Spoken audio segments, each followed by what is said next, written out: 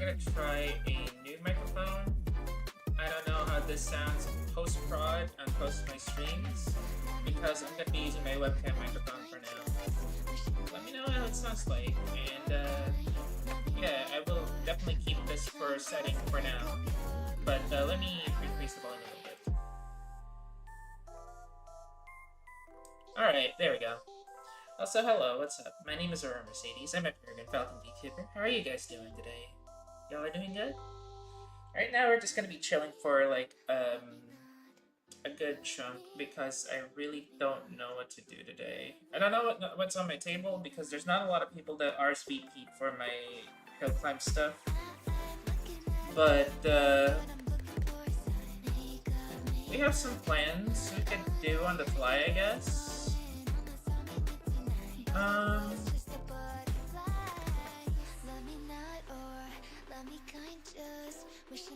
I am gonna go on ahead and go to the VC in a little bit, but I don't feel like it. You know what I mean?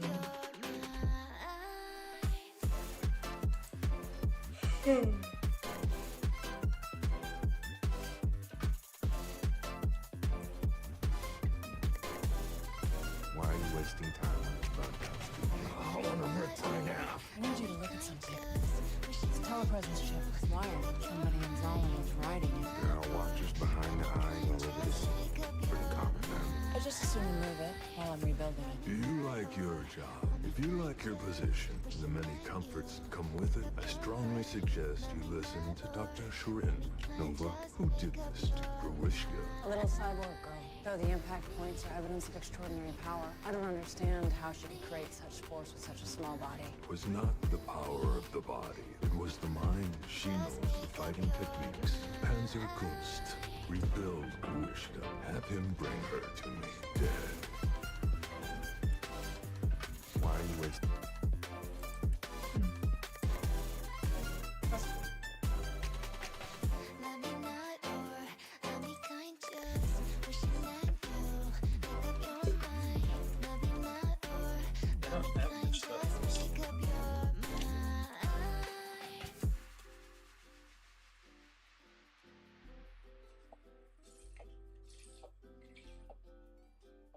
Nope, there's not much in there.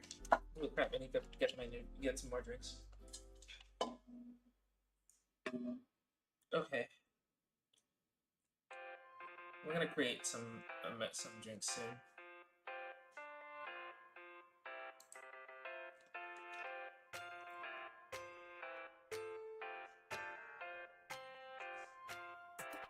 Disrespecting you. No doubt. They are disrespecting you, Donna. They are disrespecting you. No.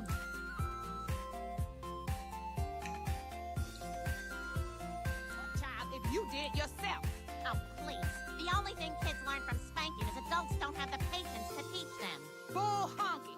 What? I don't spank, and my children are very well behaved. Oh, yeah? Your baby's on the roof right now. Stewie, you get down from there this instant. Munch me, bitch! Right now, Stewie, or you're in timeout. How many gray pubes you plucked today, you old bag? Your timeouts are a joke. You're a terrible parent. I'm a terrible parent. You're a child abuser. You know what? From now on, I don't want our families having anything to do For a reason. He... Hey, I forgot. Twitter has having that war with, like, Twitter's having that war with, like, an edited photo of Francine Smith from American Dad, and I was like, Donna exists. Donna Brown exists. And I was like, you don't have to edit it. We have a really good developed, like, black family in Family Guy. Especially Cleveland Brown. Cleveland is funny. I don't know why that show got canceled. Cleveland is actually funny. Cleveland's my brother. He's nice. Although he talks like this.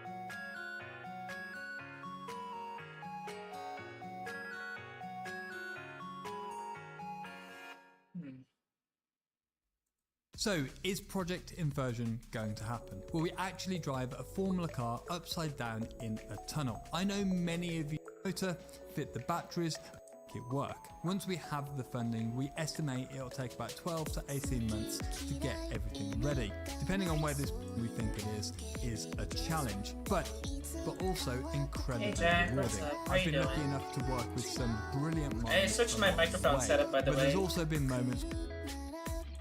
I don't know how I sound like as far as my other streams are, so just let me know how I sound like, okay?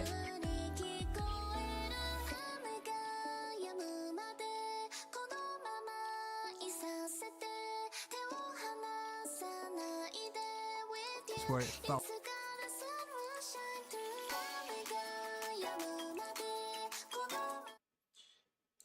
How to... Sounds distant as hell, otherwise it's fine. What do you mean distant? Dude, like my... Okay, give me a moment. If I actually tune down, I'm already peaking at yellow. And I don't want to peak at yellow, so... The thing about it is that I don't want to use my Logitech... Like, I don't want to use my other microphone. Because my other microphone is like...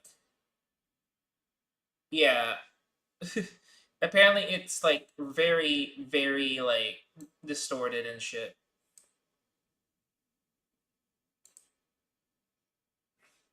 I'm gonna give it a test on how I'm gonna give it a test on the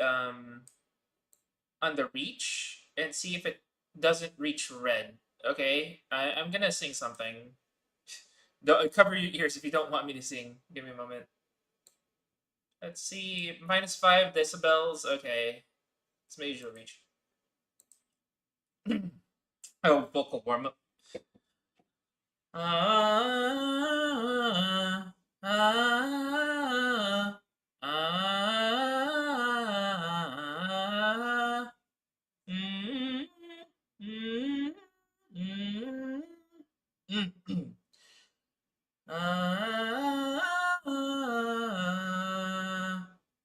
La la la la la la. Okay.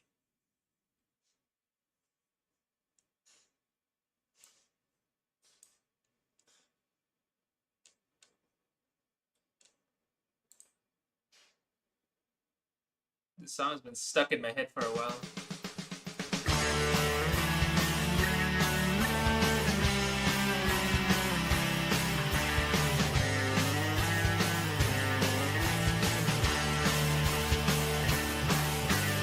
I had visions, I was in them, I was looking into the mirror. I see a little bit clearer, the rottenness and evil in me. Fingertips of memories, my can't forget the curves of your body. And when I feel a bit naughty, I run it up the Bible and see who salutes but who never does. I'm not sick, but well, and I'm so hot, 'cause I'm in hell. Been around the world and found it out, stupid people are breeding. The pain is cloning and feeding, and I'm on the TV. Nope. Put me in the hospital for nerves and then admit me. You told them all I was crazy. They cut off my legs and an amputee. God damn you. Oh, I'm not sick, but I'm well. It's so hard, 'cause I've been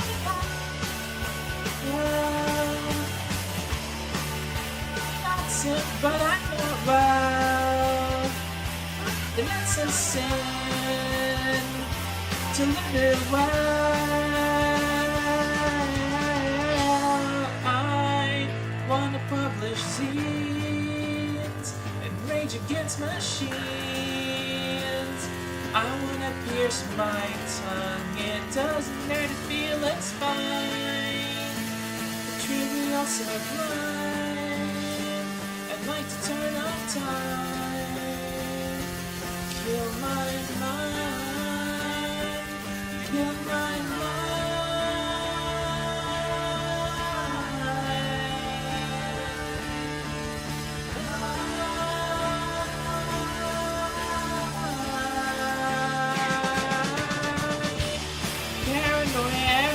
was coming to get me. She said you never met me. I'm running around the moles, digging little holes. Hear the voices in my head, I swear to God, it sounds like they're snoring. But every morning they're boring. The young ready why? But and not so hard.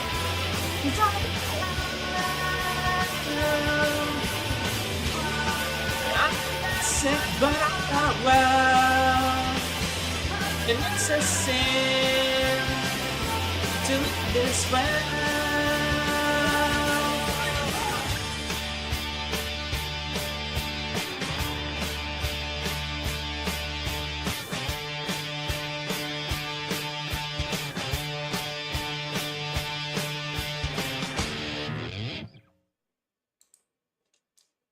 God, that song's been stuck in my head for a while.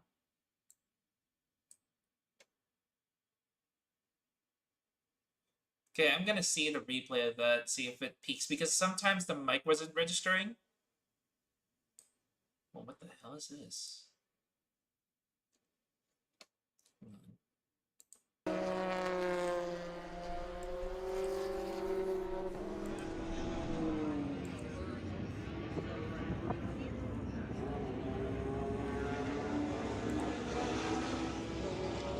Why is it 1080p and really pixelated? The fuck? Okay, I see the 1080p. It's just really the wheels started showing and it's like, oh, okay, there it is. It's a Porsche 944 GTR. I've never seen a 944 GTR, like, ever. Ooh, I like that.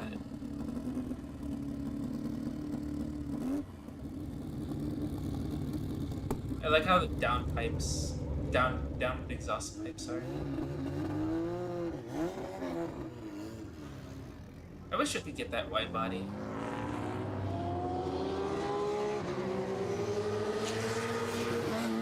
This looks like a, what do you call it? A Trans Am Spec. Was this still a good Sega? It is! Damn!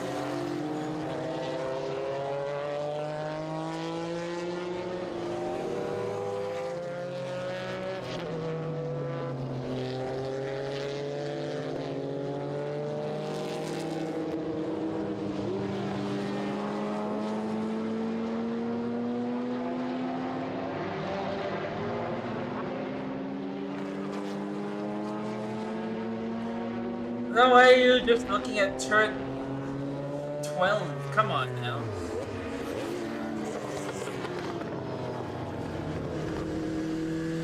I want a one-lap perspective of this thing. Just one turn, dude.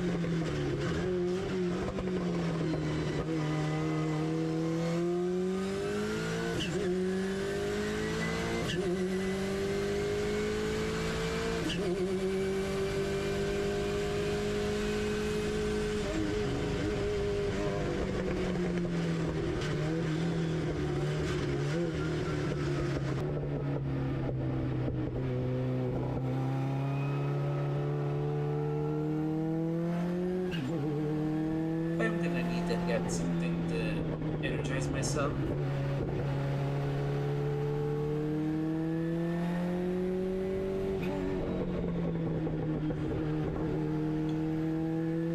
Moves up Lagoon in their Seita. Apparently this dude in a Porsche 944 GTR. Kat, you've ever seen a 944 GTR? I've seen a Porsche 944, but not a 944 GTR.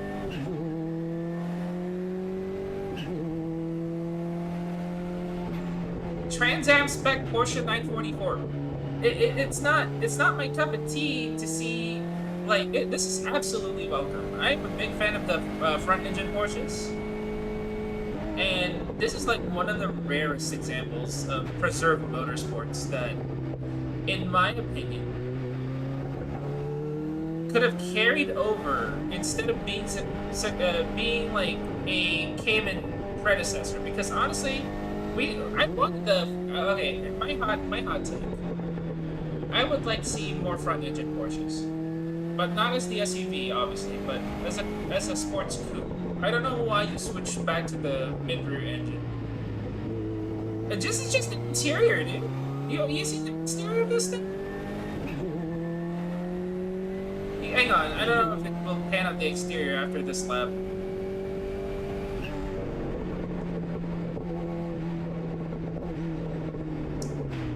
Okay, then. So here's the exterior of this. Look at this. Look at this. Look at this thing. This is preserved motorsports, and I have not seen a Trans Am spec Porsche 944. God forbid, I think this is GT2 even. I think this is GT2. Like, this is British GT2.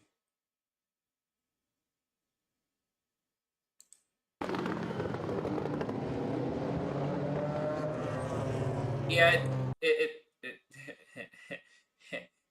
it doesn't help that there's a number 9. It doesn't help that there's a number 9. Trust me, I can't unsee it the first time. I can't unsee it the first time. Because the number 9 doesn't help. And it also doesn't help that there's lightning patterns on.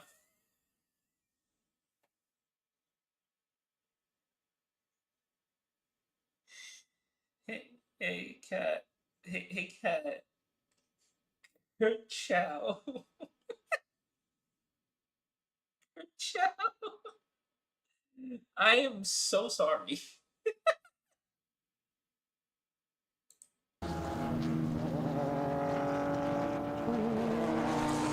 Oh my god, bro. Fell in love with the Porsche. Little did we know he was a Porsche. He was the Porsche all along. I'm dead, dude. Imagine if he was actually based off of this car. But he had an identity crisis with it as a NASCAR instead.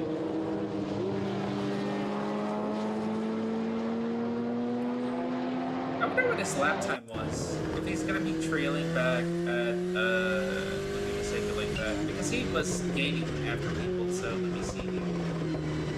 Turn 1 or turn 12. Start finish should be under now. 218.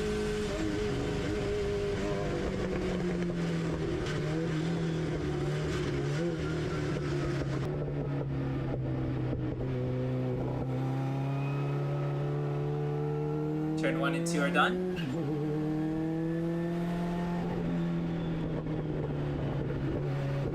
Turn 3.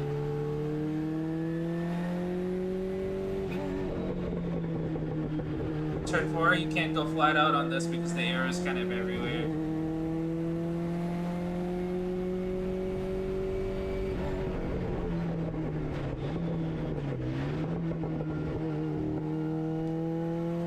Turn 5, slight dip.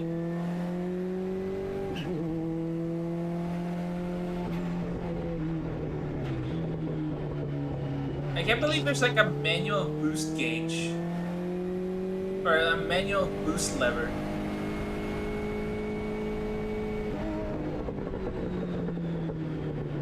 Turn 6 to corkscrew. 7 and 8. Back to the downward slopes. Turn 9.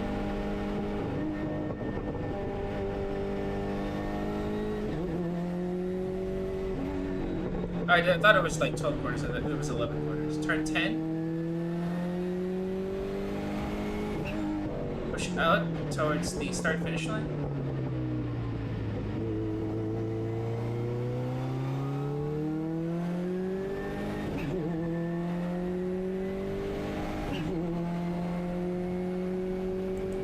So that's about, let's say, 2:18 to 4 minutes and 4 seconds. That would be around 1 minute 50 something. Then again, he was trying to be careful with everyone else.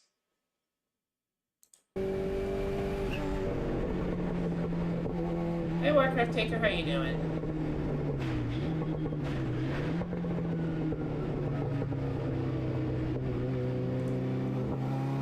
Buddy just passed them on the turn 1-2 Apex. No, you're not. Your eyes were not deceiving you. That was a skyline with a 2 front spoiler. Also, I don't usually watch this in front of the stream. I usually watch this as an ASMR for me to go to bed. Although this does look crazy. Not gonna lie, that does look crazy.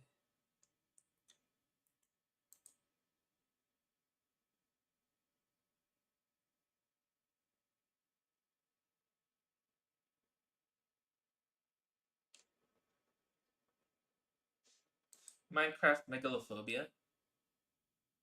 Does this make you feel small? Insignificant, maybe? Like you don't matter? And regardless of how hard you try, you'll never accomplish anything? Good. That's exactly what megalophobia is all about. It's often described as the fear of large things, but see, I don't really get scared while looking at images like these. They're just kind of mesmerizing. It's a similar feeling to liminal spaces, where it triggers this like stressful melancholy.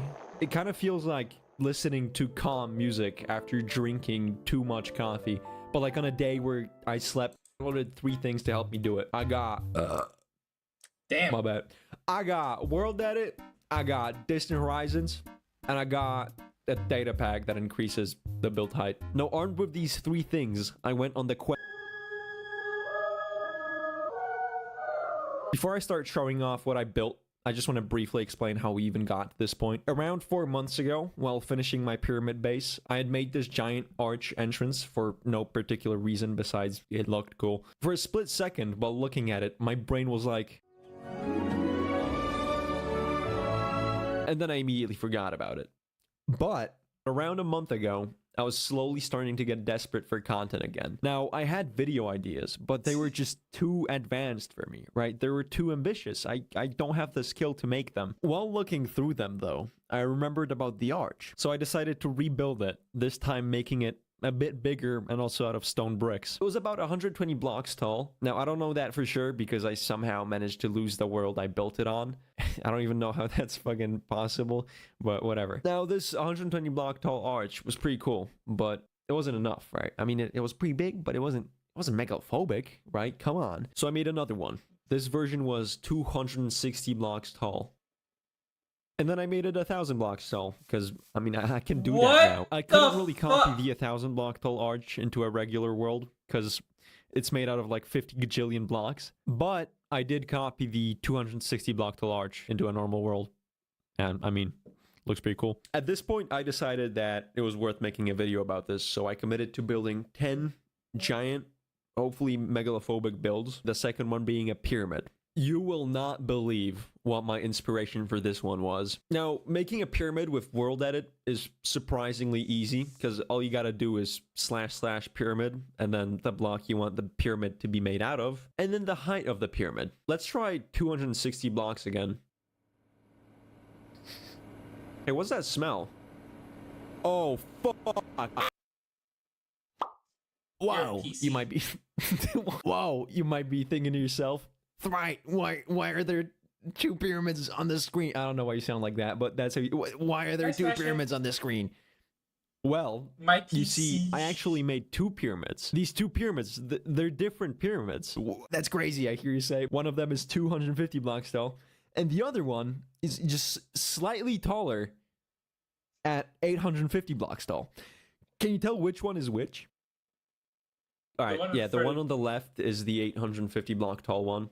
You can kind of tell, but it's 600 damn blocks, and it's such a tiny difference in appearance, right? And it was just not worth the time I had to spend waiting for World Edit to load all those blocks. That being said, I mean, that looks pretty cool.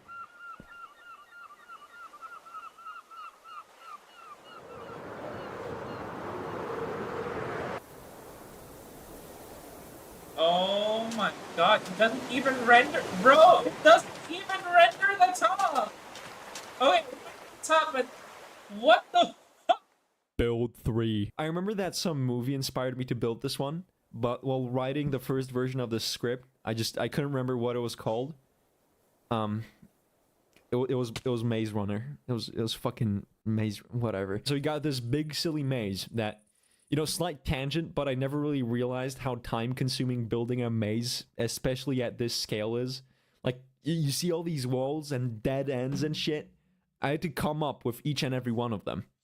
Like, I had to consciously think about it. Now, I didn't want to spend a week building a maze in Minecraft, so I came up with this strategy where I made this giant grid and then just used command blocks to remove wall after wall until I ended up with a maze. After finishing building the maze, I waited a month and tried speedrunning it with speed 100. Even though I built it like a month ago, I still kind of remember how it goes. I think, hold on, hold on. No, yeah, ooh, yep.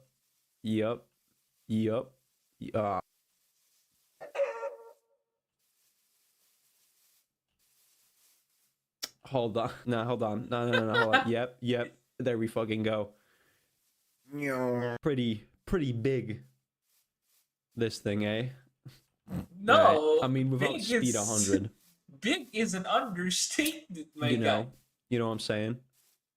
Like, it's kind of... What the fuck is this? What the hell am I Right? looking Like, at, bro? come on. Look at that. Look at this shit. I kind of fuck with it. Build 4. This one. I mean, it's one of my favorites, honestly. This could be because I spent way too long making it, or because it looks sick as shit. I don't know. You mean the Burj tell me. Khalifa? Yeah. So this is the Burj Khalifa to scale in Minecraft. I should probably mention that I eyeballed the size of all the segment. Actually, I just No, you did I not. eyeballed most of the build. Now I did this because the real Burj Khalifa does this bizarre thing, or it's actually something that many talented people have put extreme amounts of effort into designing, and because of that, it's pretty hard to build. That being said, even after being butchered and simplified by my dumbass, I still think it looks pretty good.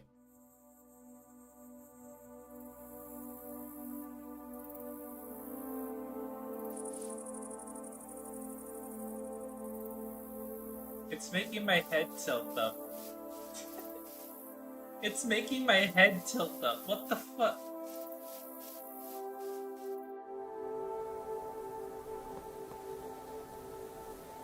Yo.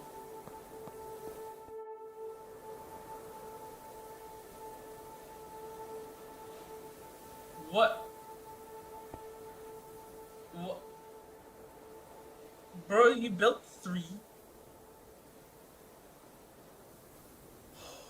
Wow, that was hashtag deep, dude. That was crazy. That's, oh my god, I'm crying. Anyway, I did copy it over to a regular world just to like see how it looks. Build 5. This one might be the funniest because it's just a hole. It's many holes actually. I tested them on a bunch of different worlds, and beyond like an 100-block radius, they don't seem to get any more impressive. It's probably the least megalophobic build, or I guess structure, because you can't really call a hole a build. But, you know, some of these screenshots are pretty cool. Build 6. Alright, now this one, it's another one of my favorites. It was inspired based off of this picture I saw of flat grass. It's a map from Gary's mod that features this building that I thought could be pretty megalophobic. By the way, this image is... it's so good. It's kind of liminal as well, which circles back to the fact they're connected. Everything's connected, dude. It's all connected. Anyway, while building it, right off the bat, I ran into some trouble because I could not figure out how to make a flat world with fully grown wheat. You can make one with farmland and seeds. And trust me, I tried doing that and then just flying around with a ridiculously high random tick speed, but it was slow and laggy. Eventually, I just created a flat world with farmland and used world edit to cover a large area in fully grown wheat. And then I got to building the actual building. Joke. After... Okay. Then I got to building the actual building. Joke. Why did I write this down? Bro, Whatever. Stop. Anyway, after a It's few starting to hours... get cringe.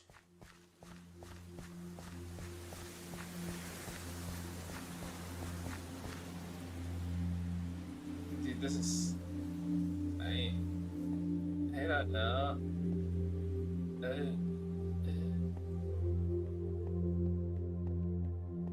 Oh, fuck.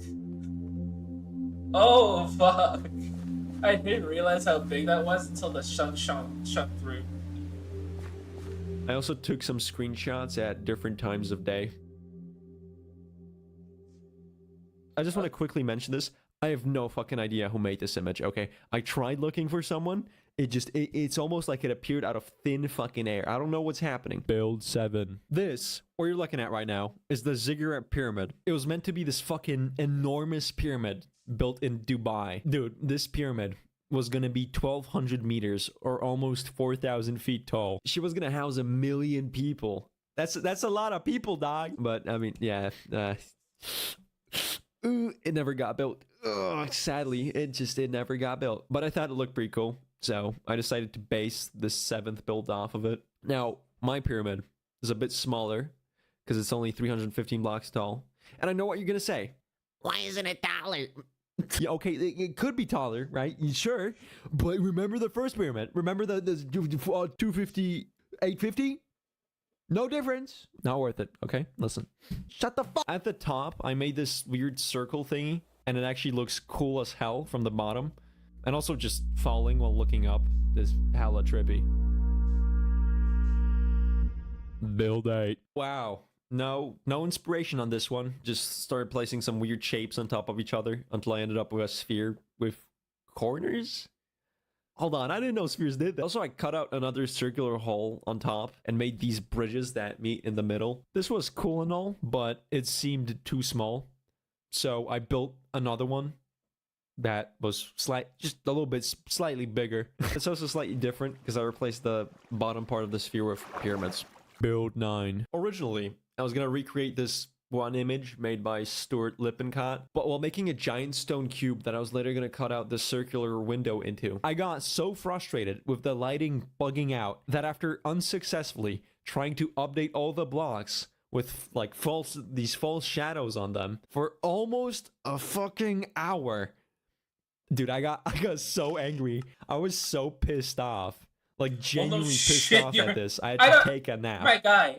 I'm not even... My guy. I don't know what NASA-grade computer you have, okay? Fucking joking. I straight up turned off my PC and had a nap after this. But, like, seriously, what the fuck is... These shadows, these false shadows, why do they happen? They've been a pain in the ass from the very beginning. Like, when you place big things using World Edit, they happen, and you have to go and update these blocks so it doesn't look stupid. And they're like a Minecraft. This is a Minecraft thing, I think. I did this in 1.20. Why the fuck does this happen? So, while editing this, I noticed that for whatever reason, water freezes in the void, which is the biome I built this in. Now, since I used water to update blocks so the false shadows would disappear, there's a slight chance that these weird vertical dark spots that I started tweaking at aren't actually buggy shadows. It's been ice all along. Yeah, whatever, man. I don't want to... Yeah, whatever, I did it. I finished it. Whatever. I don't want to... Build 10. I don't really know what to call this, nor do I know what it resembles. You could almost say that the idea for it came to me in a virtual vision. Ooh! Yeah, so Distant Horizons bugged out and did this funny thing, and I was like, holy cow! That was like real. That was... Let me recreate that. So I did.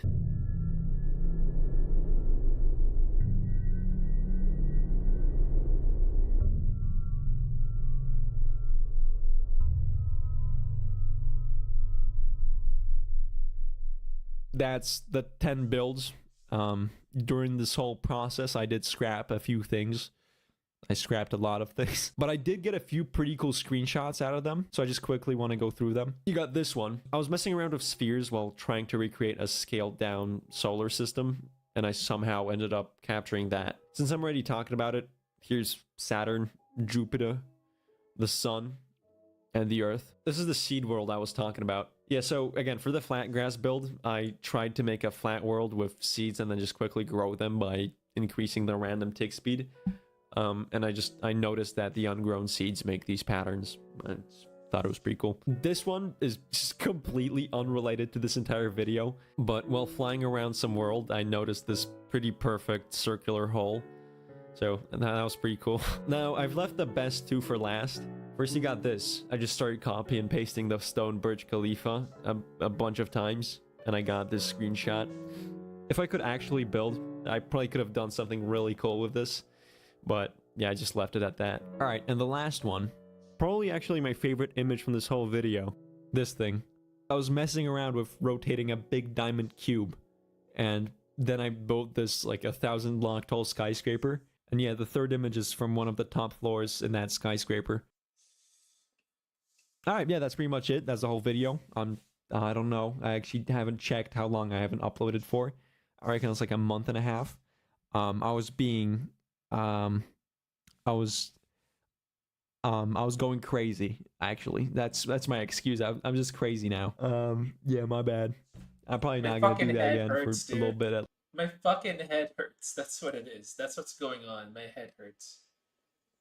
I don't want to stare at that shit, man.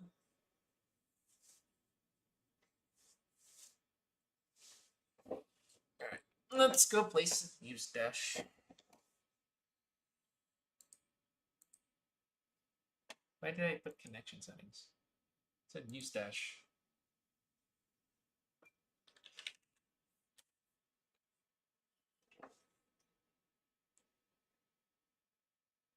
Did I just dox my name? Eh, who cares? I don't even exist in the system.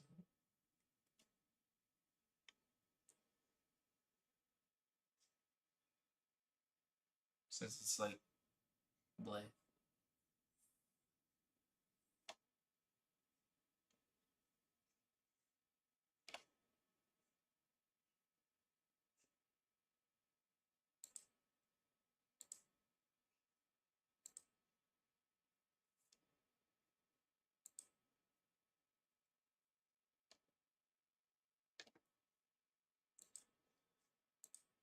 Pero, pero. はすはす。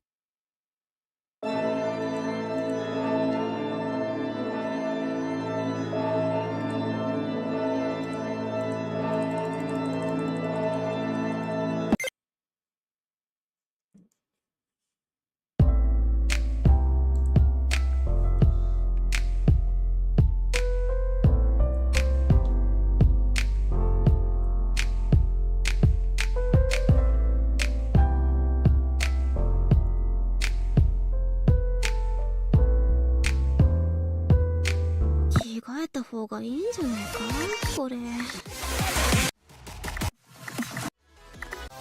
やかに恋し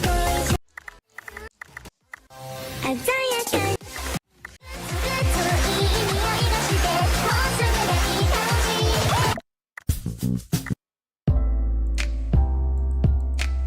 Might as well play as these modded. しょうがないわね。私が力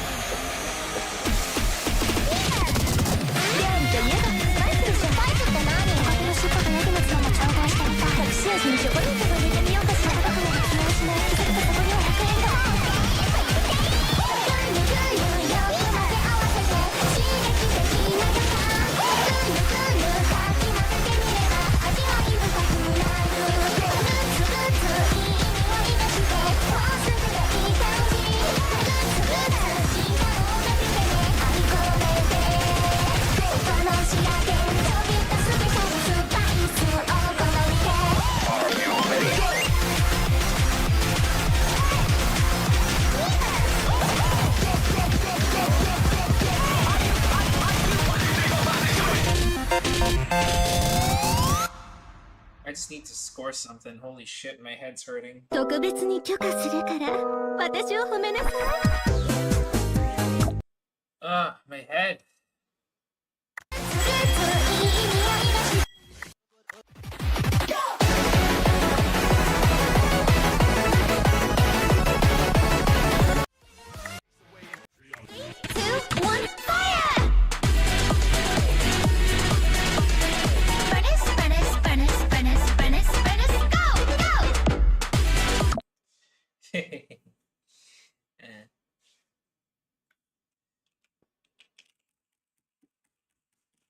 Music. Ready? Go! Good evening and welcome! I'm Bernice, and I'll be serving you today. What can I get for you? A drink? Some snacks? Oh, a little flame! Mocktails, mixers, ice. The snacks are real nice. Sodas, so much dry. I'm lit, you can't deny. Whatever you want, whatever you need. So we can never, ever want to leave. Anything that you desire, set it on fire.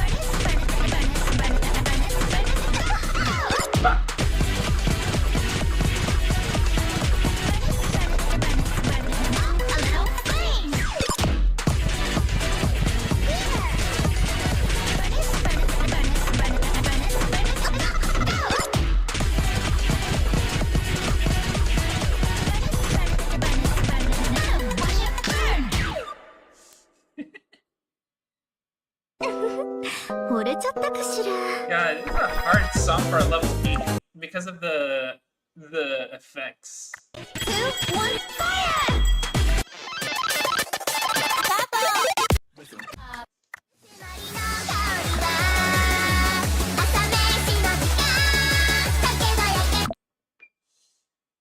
Hey, Savvy.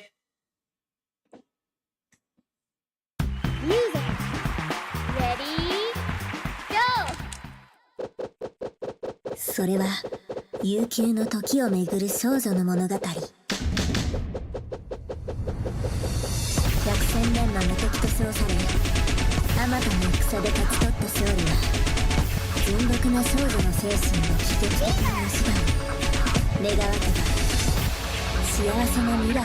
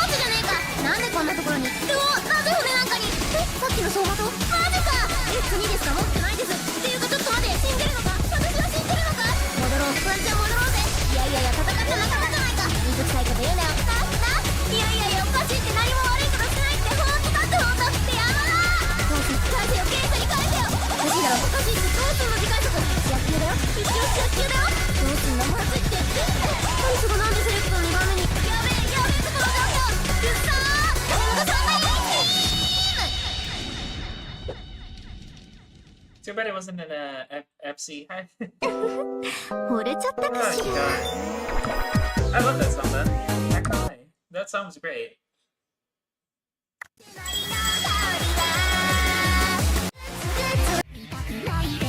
I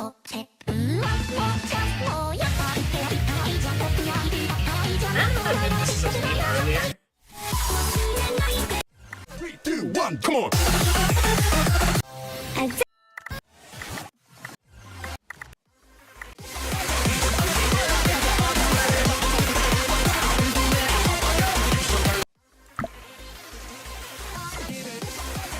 How is this chart different than the other one, I wonder? Let's see how this chart differs from the other. Music. Ready? Go!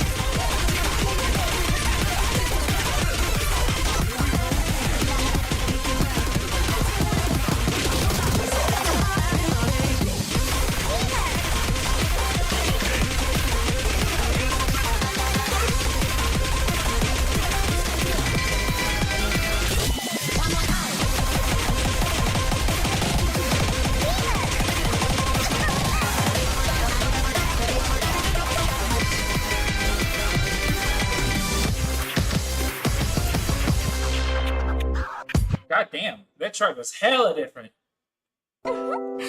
私に勝とうなんて100年早いわ I want to get a 90%.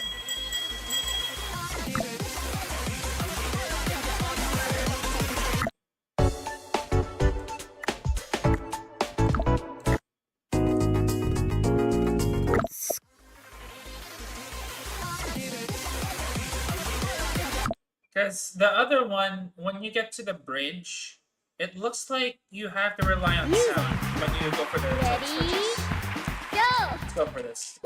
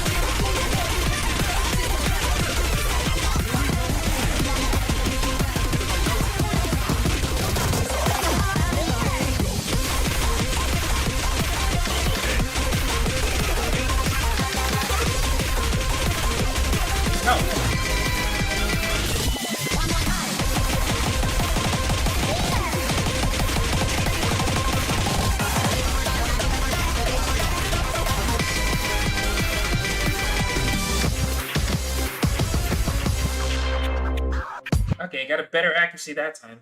Holy shit. こんな服でも喧嘩なら負けねえ Better score. I only got 2 misses. Wow. Okay, I'll take it. I'll fucking take 2 misses.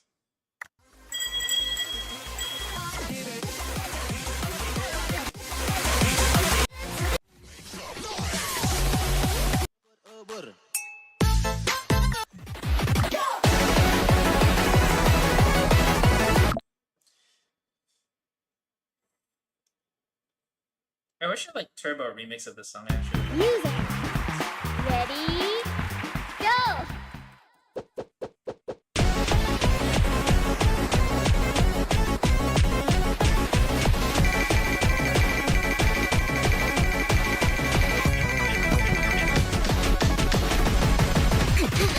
Oops. Come on. I full comboed this song for fuck's sake. Come on. Music. Ready? Go!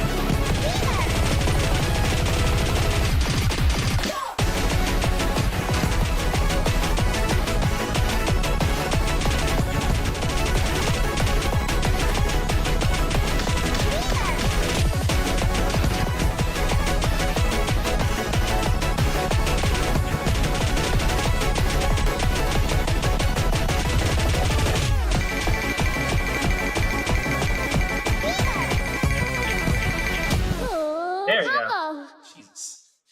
こんな服でも喧嘩なら Wasn't my best run, but I'm running really dizzy.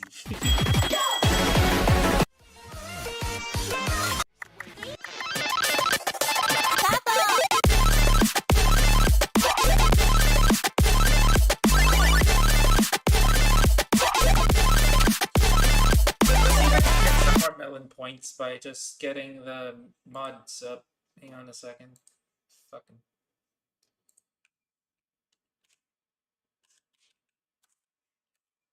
MDMC.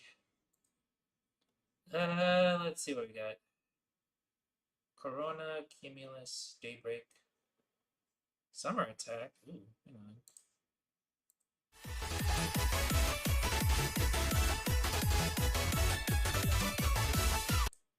That's from that's from Blue Archive.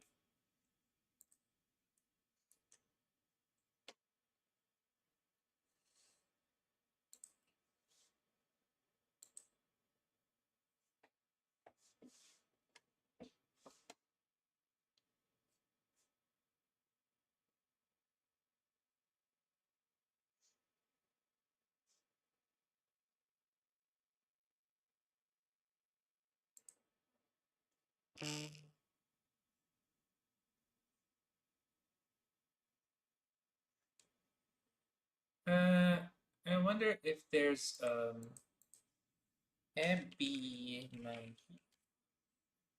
We got a good rush, but I already got top 10 on this. Was I? I think I was on 89. I think, like not even dead last. Yeah, 610,000, but 37 points.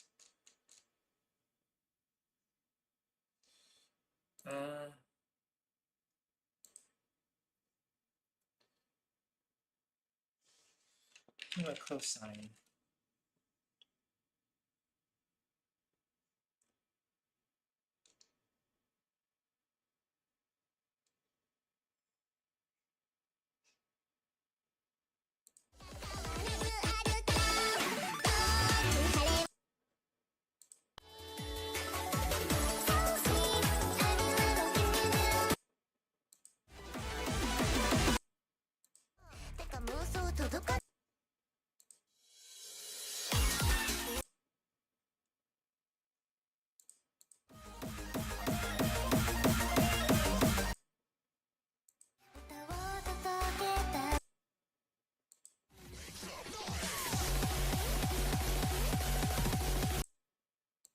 We'll download Summer Attack.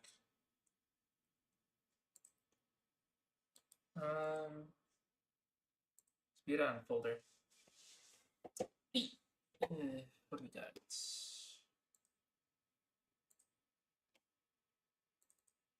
Just gonna open this new folder here. PC. x86. Steam apps. Common. Muse Dash.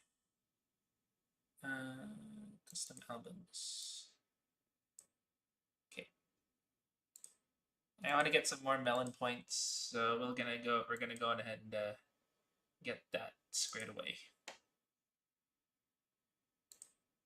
Getting some more melon points.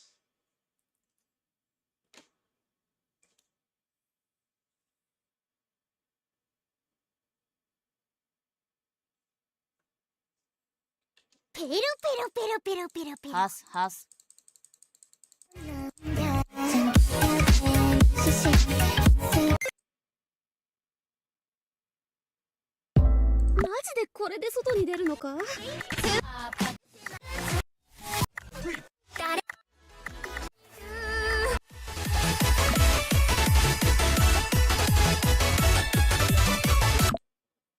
Okay. Let's go on ahead and go on ahead and try the song out. Let's see how hard this is.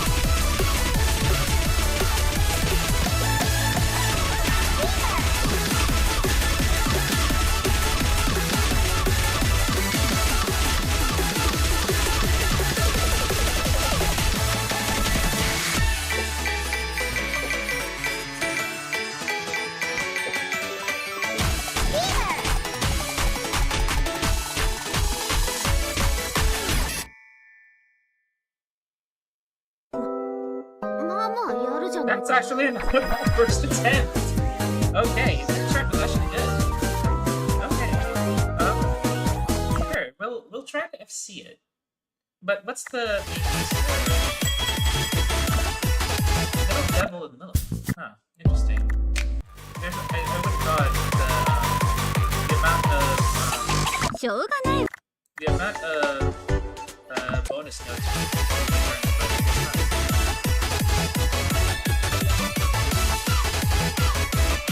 I'm at number 18 as we speak. So let's see what we can get as Music. combo. Ready, go! Okay, that's right.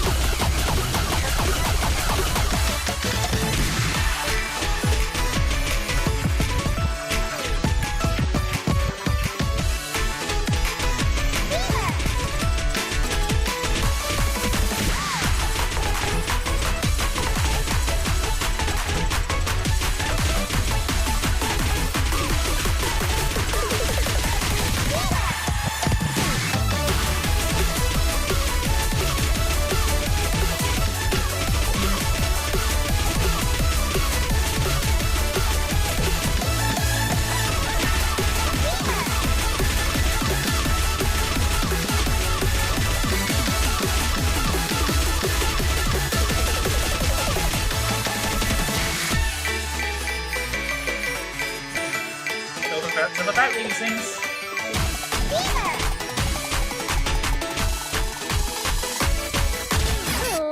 combo. There we go. Now that's a better score. 折れちゃったかしら。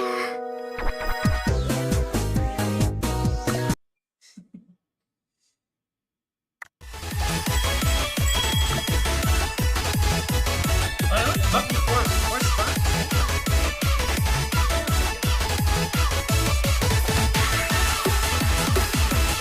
Although I'm kind of curious, at full combo, what does Bunny Girl get at full combo? Since that's not really a boss area, we'll just try it Little Witch or yeah, Little Witch. Let's see if it since it's a non-boss area. It's at 600 points per saw blade. Ready, So go! let's see how high score you can get.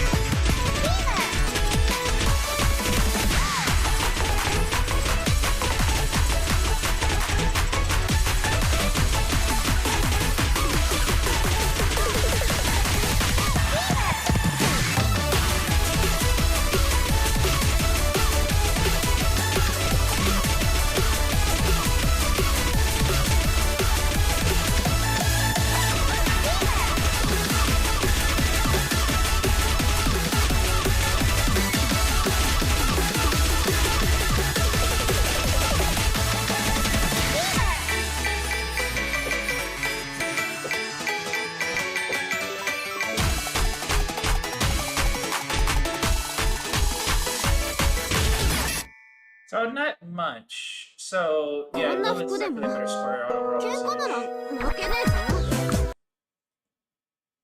Lilith's a better overall scorer.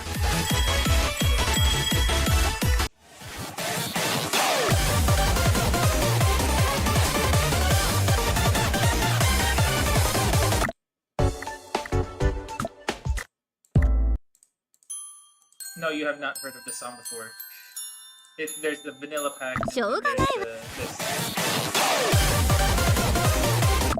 Let's see if I can set up to like 390,000. Yeah. Music. Ready? Go!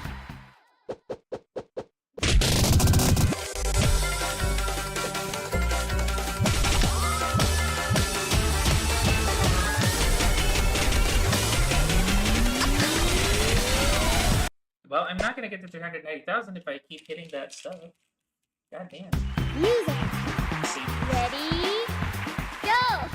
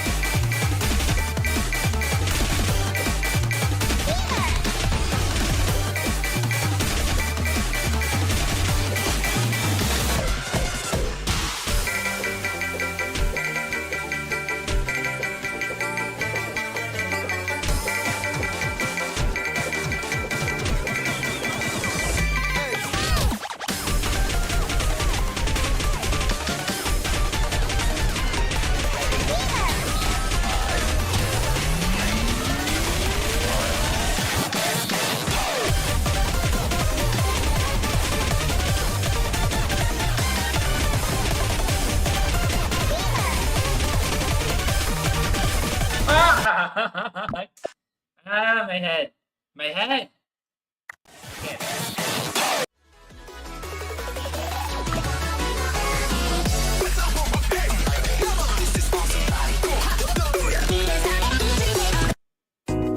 Apparently, a lot of people accepted this chart.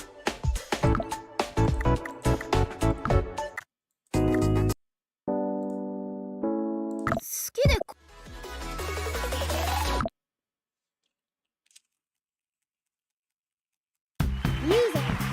So I do want to get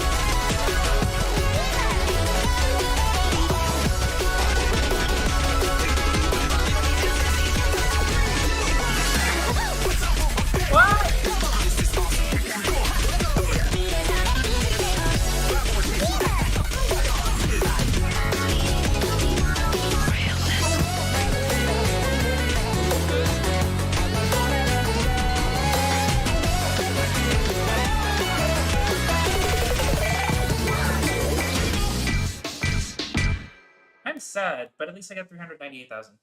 まあまあやるじゃねえか。 Like, the top cards are like 400 some odd thousand. Like, because of that stupid sawmill, I fucked up.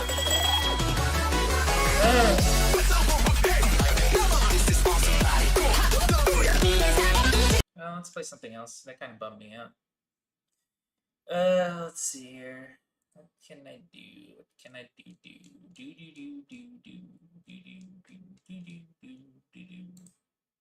Alright, Soji's doing that thing.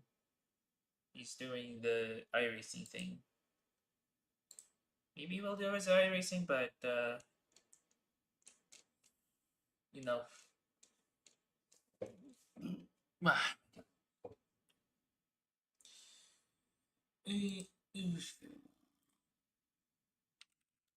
Let me just change the category again. I'm kind of tired. And I will be right back, actually, because I need to get some drink. So, be right back, and I will see you guys in a little bit.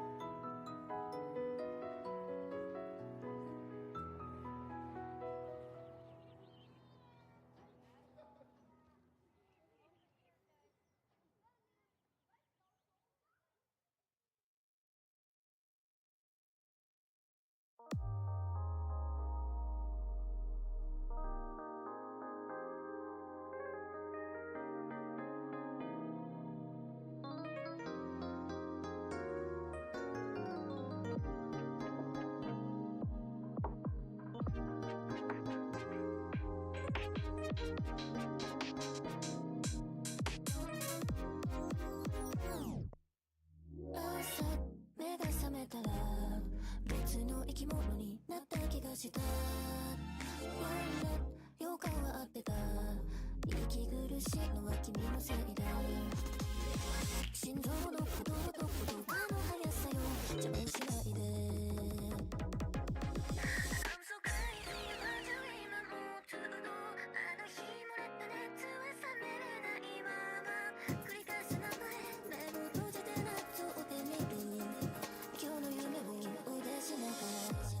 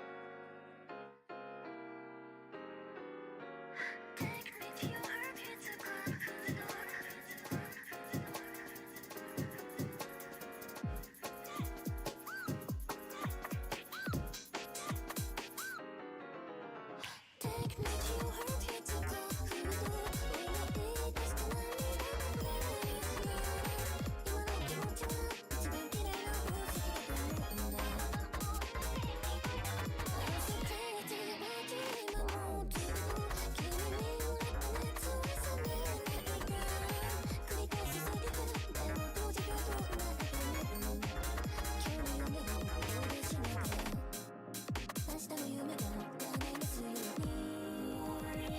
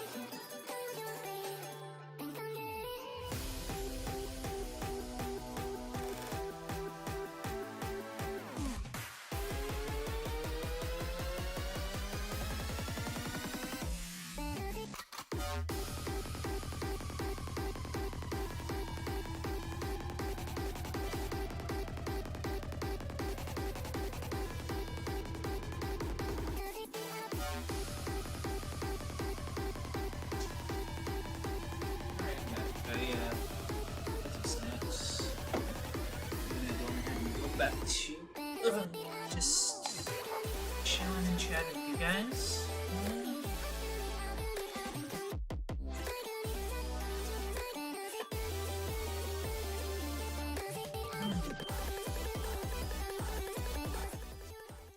Alright, let's go back to YouTube. Because I want to just watch some YouTube videos while I'm chilling. Because I just want to eat something. And, yeah.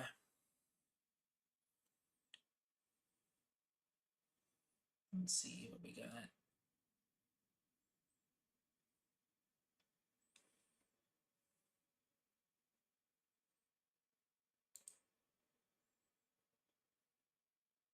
The car community is full of actual bots. Let me explain. Robots are typically made to follow human instructions and typically can think on their own. And that's exactly the same with the car community. It seems like no one is capable of forming a thought on their own. I'm sure you already know exactly why I'm saying what I'm saying, but let me further explain for those who don't. Let's break it down step by step. So grab your chicken sandwich and your Fanta and enjoy the video. Okay, so recently the announcement of some of the successors to the Holy Trinity were announced. Specifically the McLaren W1 and the Ferrari F80. The successor to the Porsche 918 still hasn't been confirmed. Some people are saying it's the Mission X, some people are saying it's other cars. But no, Porsche themselves haven't confirmed a successor to the 918 like McLaren and LaFerrari has done. So let's actually take a look at some of the stats and what makes the new replacements hated by the community, okay? First, let's look at the McLaren W1. Now I'm gonna make this disclaimer. I actually thought this car was always beautiful since the day it dropped because I'm actually open to change. From the side angle I'm looking at right now, it looks very similar to the P1, at least if you start from the door. So people who say it's ugly are just trying to be different. But let's look at the comments from this Hype Whip post which announced the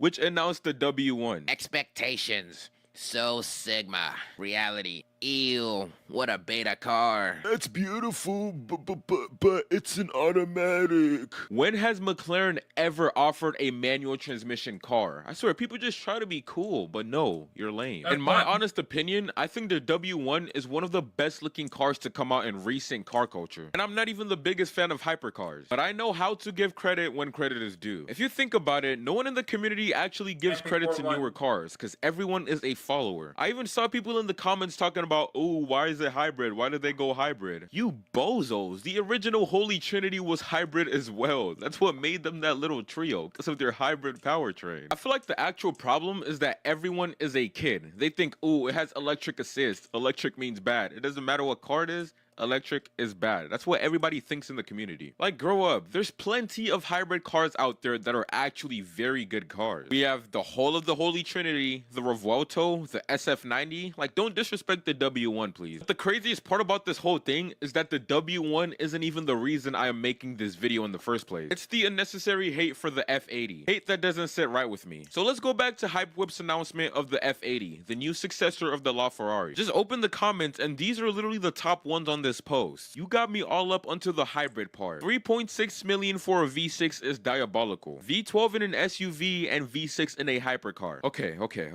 If you didn't do a little bit of research, you're probably thinking, yeah, that's valid. They make sense. Why would they throw a V6 into a hypercar? Especially the successor of a V12. But it's not just a regular V6, and that's the problem people are missing. It's literally based on Ferrari's Le Mans winning 499p. Yes, this V6 is from a Le Mans winning car, and people still treat it like it's a V6 they took from an economy sedan. Like, come on. I was scrolling through Reddit, and these two comments honestly described it the best. New car bad, old car good. Rah, get off my lawn. I don't know what reference that is, but nah, that statement is actually true. Like, try to think of a recent announcement of a car that people didn't just hate on and people actually like. Maybe we have the C8 ZR1 and the Mustang GTD, but I'm talking about the bigger hypercar supercar brands. And I can't think of one, and that's simply because of the fact people aren't susceptible to change. I personally love the F80 and the W1, but that does bring me to my question for you guys watching at home. I want to know how you guys feel about these cars. Do you think they are worse than the previous Holy Trinity, or do you think they represent them well and are actually good successors? Let me know, and while you're down there, be sure to hit that sub button as well.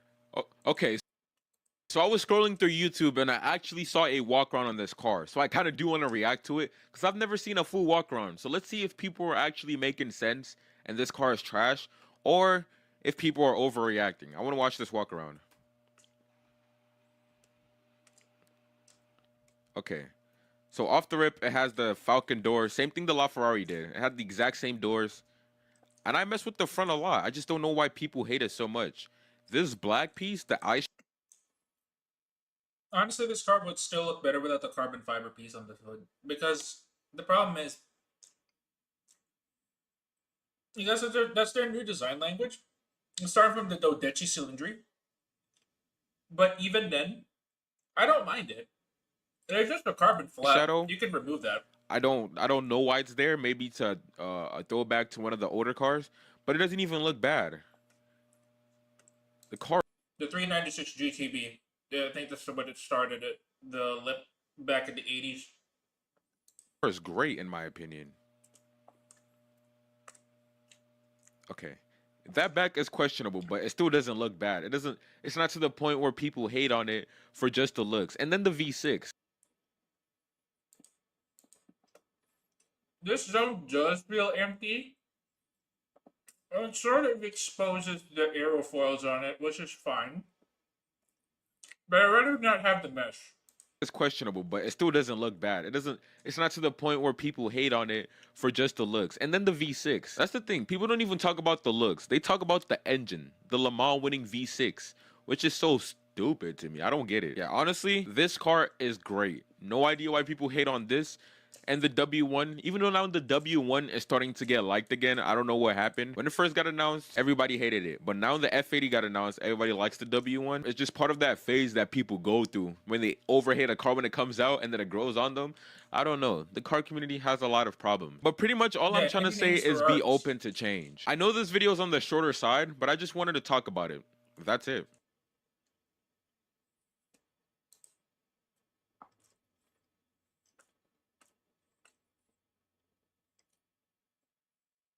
The fuck? I have an NZXT PC. The fuck? Hold on.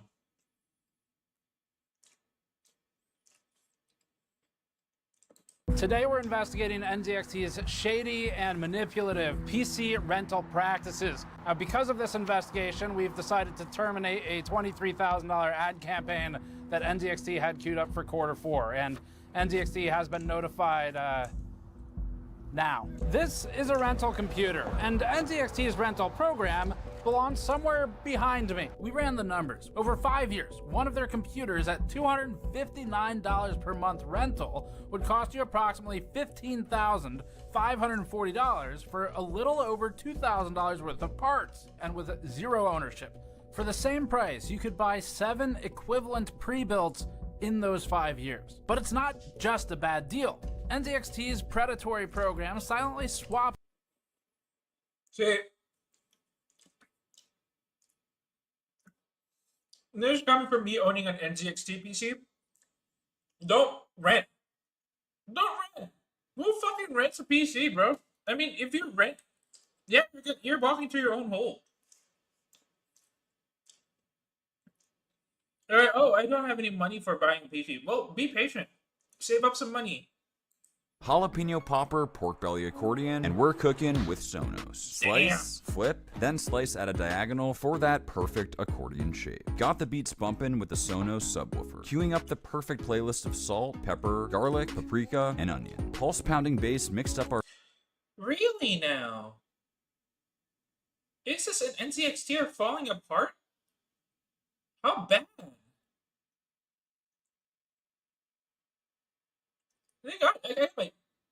I got my 3070 for $1,500. The standard 3070 equipped PC for streaming for $1,500. How bad did it get within the course of 3 years? 2 to 3 years? Because I have, like I said, I had no idea what happened. What happened? Our spice blend to perfection and season up the pork belly. For the jalapeno poppers, remove all the tops, then the cores, and combine cream cheese, cheddar, chives, garlic with mounds of chopped crispy bacon. Fill them up with a bacon crust. Then carefully push all 70 jalapeno poppers into the pork belly. Onto the grill, where the Move 2 portable speaker turned my backyard into a smoky sound sanctuary before moving indoors with the Ace headphones. Brother in Christ, this is an ad. Seamlessly managing multiple platforms like SoundCloud and Spotify to make curated playlists all within the Sonos app. This dish is wildly complicated, but upgrading the sound in your life is simple with Sonos. Wow.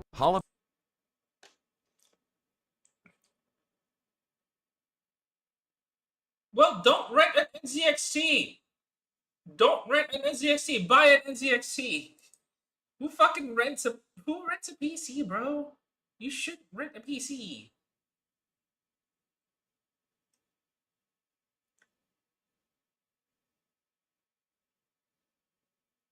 Can y'all please just fuse? Hell no, Devontae. Have you lost your mind? Bruh, y'all are literally the same person that did a different variation of the same thing. Fusion. Why'd I do it again? I'd cut my balls off, put them in a blender, and drink them before I ever fuse with him. Okay, that's disgusting. Don't ever say that again. Disgusting? I'm with him on that. I'd rather sit my nuts on the ground and have an 18-wheeler drive over him at 100 miles per hour than ever fuse with him. What is with y'all and violating your nuts? Both of y'all suck at fighting. Not the outcome I wanted, but this will do. Vital arc, 8 trigrams, pressure point, punish!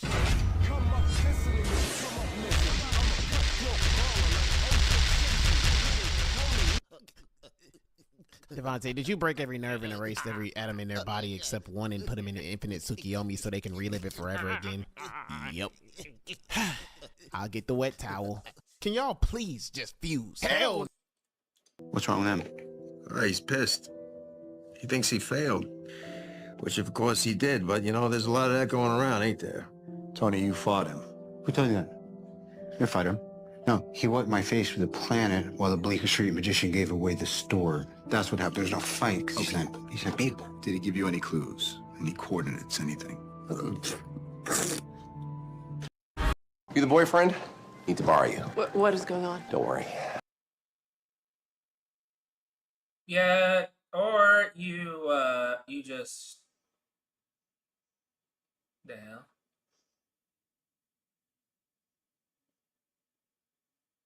Oh, it's just... Genshin.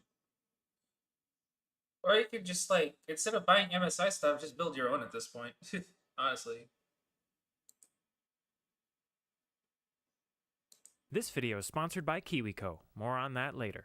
There's a blue case sitting in the middle of the room, but strangely, you don't remember it being there at the start of your Nerf battle. The real question, though, is why is it opening and what's about to come out? If you said childlike wonder, you'd be right. But if you said a Nerf nuke, you'd also be right. It's okay if you're skeptical. You have good reason to be. My first introduction to the concept of the Nerf nuke was a comedy sketch. But maybe you're more familiar with the ThinkGeek April Fool's concept from over a decade ago. A sweet-looking but non-functional prop. Searching YouTube, you will find some working, albeit small devices, as well as this ridiculous foam fixture that managed to rack up almost 2 million views while doing absolutely nothing. Rarely are there ideas so ubiquitous that they could survive and even thrive in our imaginations alone. Especially when those ideas could totally be built in real life. Right? So even though I had already decided to build a real Nerf nuke, I wondered if maybe I was missing something. So on Friday, I published the algae video. On Sunday, my wife was due. She's not had the baby yet. It is Monday. For some reason, I can't stop thinking about the Nerf nuke. I start to question with projects like this, why hasn't anybody done it? Unless it's actually really, really difficult. Now, if it does turn out to be really, really difficult, I already know what the main issue will be. Maybe you do too. After all, Nerf would be nothing without the ability to launch a dart. Or in our case, 100 darts, and all at the same time. But thankfully, back when I was breathing algae fumes, I had an idea. And now on Monday morning, that idea had me. The basic concept of this is to take some sort of a sphere or a tube and poke it full of holes and stick a bunch of darts in and then pressurize it. Right. This is basically how a normal Nerf gun works. A spring-loaded piston builds pressure until the dart is forced out of the opening. But that's just one opening. If you take a ball and you shove a bunch of darts into it and you pressurize that ball, they'll all go flying out, right? Maybe. You see, what happens is as soon as the first dart leaves, suddenly it's a low pressure zone and pressure can then escape through that hole, meaning that there's less pressure for the rest of the ball. Path of least resistance will go, and then the air will all go out with it. So we just need a ton of pressure to make up for this, right? No. If there's one thing that my self-firing Nerf dart taught me, it's that Nerf darts are made of foam. If the pressure gets too high, they'll just burst or shred or pop. So instead of more air pressure, you need a way to stop air from escaping once a dart has gone. Well, that's why I bought all these syringes, and the way that these are gonna work, I gotta show you. Inside the syringe is a little plunger, which both creates and is moved by pressure. Now, if you take one of these syringes and drill a 1/2-inch hole in the end, two things happen. First, you've created a perfect snug hole for a Nerf dart, and second, you've still left a little rim of material that will stop the plunger from leaving the syringe. And I bet you figured it out. Instead of using pressure to push a dart out of an opening, we'll use pressure to push a plunger to push a dart out of an opening. And once that plunger reaches the end, it'll stop, and no more pressure will be able to escape. And the brilliant thing about using the syringe is that the syringes are cheap. I got 100 of these syringes, it was like $16. I'm very hopeful that I can make these work, and I think I'm gonna do some early tests by modifying some PVC pipe to make a little sealed chamber, pressurize it with various methods, and then see how far do the darts shoot. This just had to work, and I just had to see it. So I hit Goodwill, grabbed a used foam roller, stole some CO2 fittings off my old web shooter, and built a quick pressure chamber. Then I hooked it up to a CO2 tank, turned it on, and let her rip.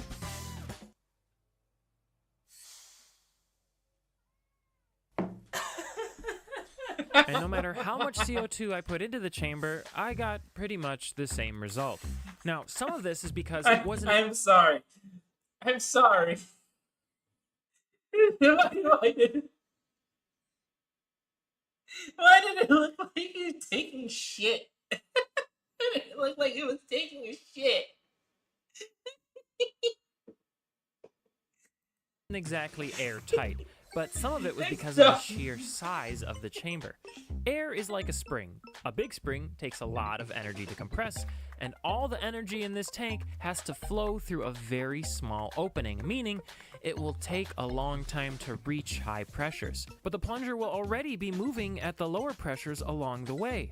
And that's a problem. Imagine that you're trying to jump across a big gap. You want to be running as fast as possible, but if you've already reached the end of your running space before you reach top speed, you're just not going to make it. So in order for our plunger to have a running start and thus launch our dart as far as possible, we need to get up to high pressure before it even starts to move. It needs to get up to pressure very quickly in order for that plunger to move quickly. We need something like hydrogen that can immediately create a bunch of pressure because it moves so quickly. Oh, that's scary. I don't think I want to make little hydrogen.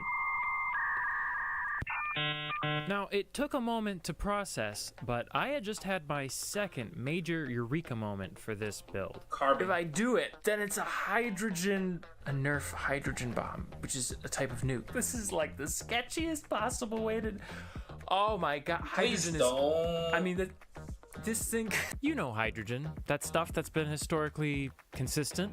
And while I wouldn't be creating a fusion reaction with hydrogen isotopes like an actual H-bomb, I would be using it as a simple combustible to create high pressures in a chamber, and there's a certain poetic consistency to it, among other advantages. For one, hydrogen can be created with a battery, the same power source as many Nerf guns. The electricity is used to split water into hydrogen and oxygen gases. But before I go building an oxyhydrogen generator, I decided to build a small test chamber so that I could experiment with a propellant that I already had on hand, flash cotton. Inside the chamber is a heating element, which ignites the flash cotton when you connect a battery to it. Now on the first test, I didn't use enough flash cotton. And the second one failed because I had glued the chamber to a foam surface. So instead, I glued it to a more solid piece of wood. Whoa! Oh my gosh! I can't even see the darts. they go out with such velocity, and the plungers shot out too. The 2 plungers that flew out probably escaped because they didn't have a solid core preventing them from squishing out of the opening. So I put the plastic bit back inside of them. Well, that destroyed one of the syringes. You see, this plastic isn't the strongest, and those plungers have to come to a sudden stop. Before, we were worried about too little pressure.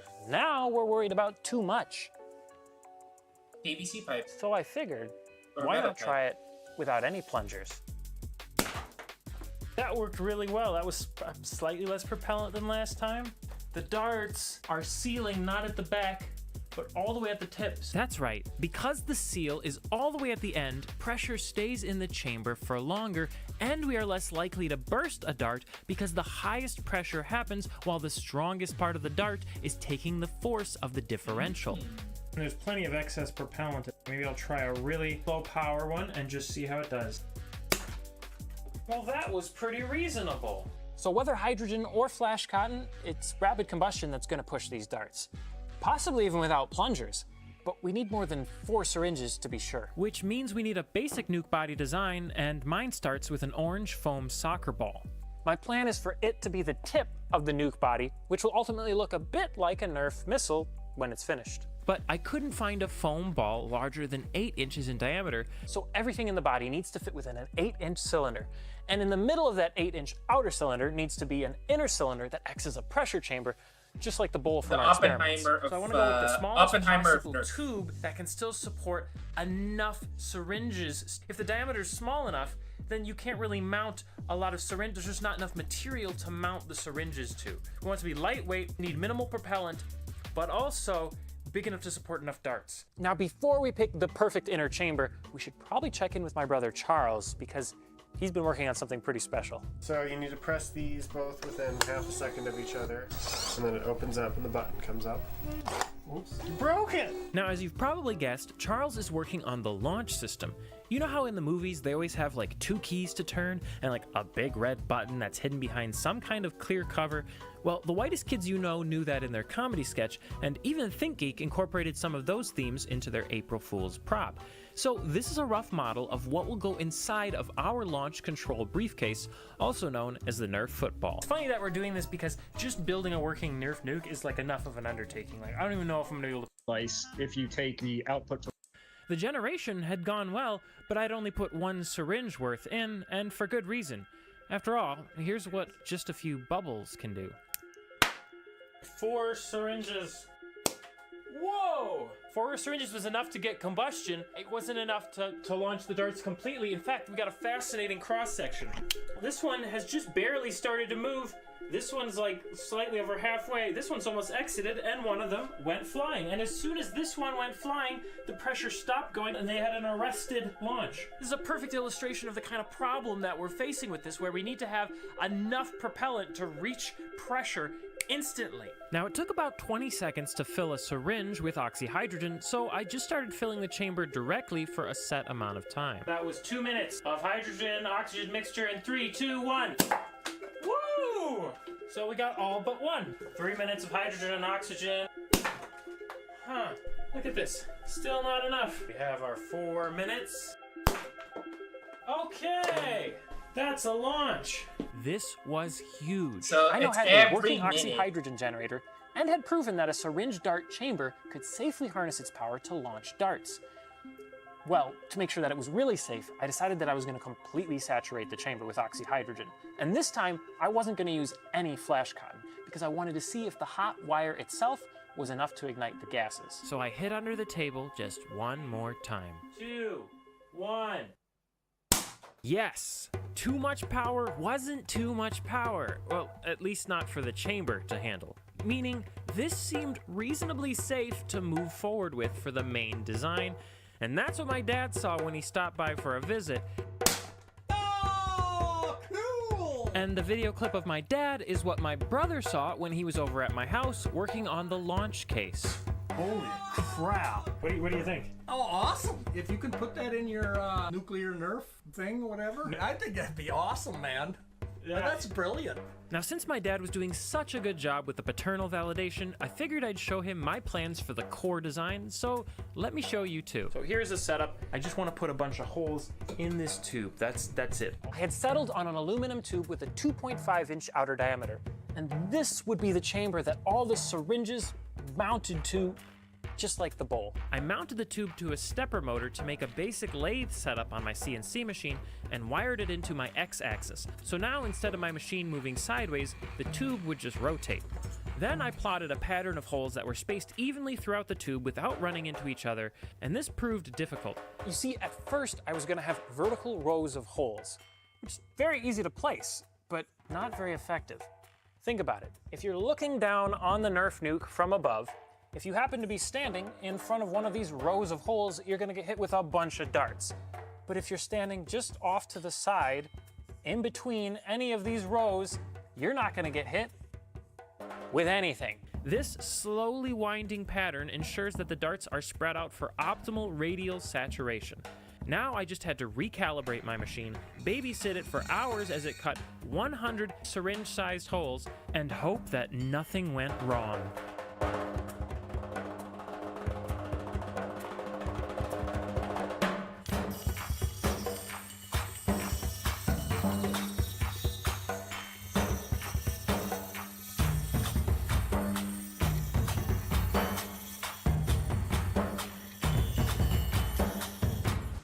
Well, here we are. It's cut.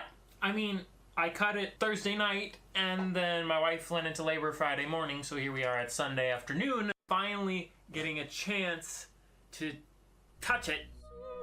And man, it was really nice to touch.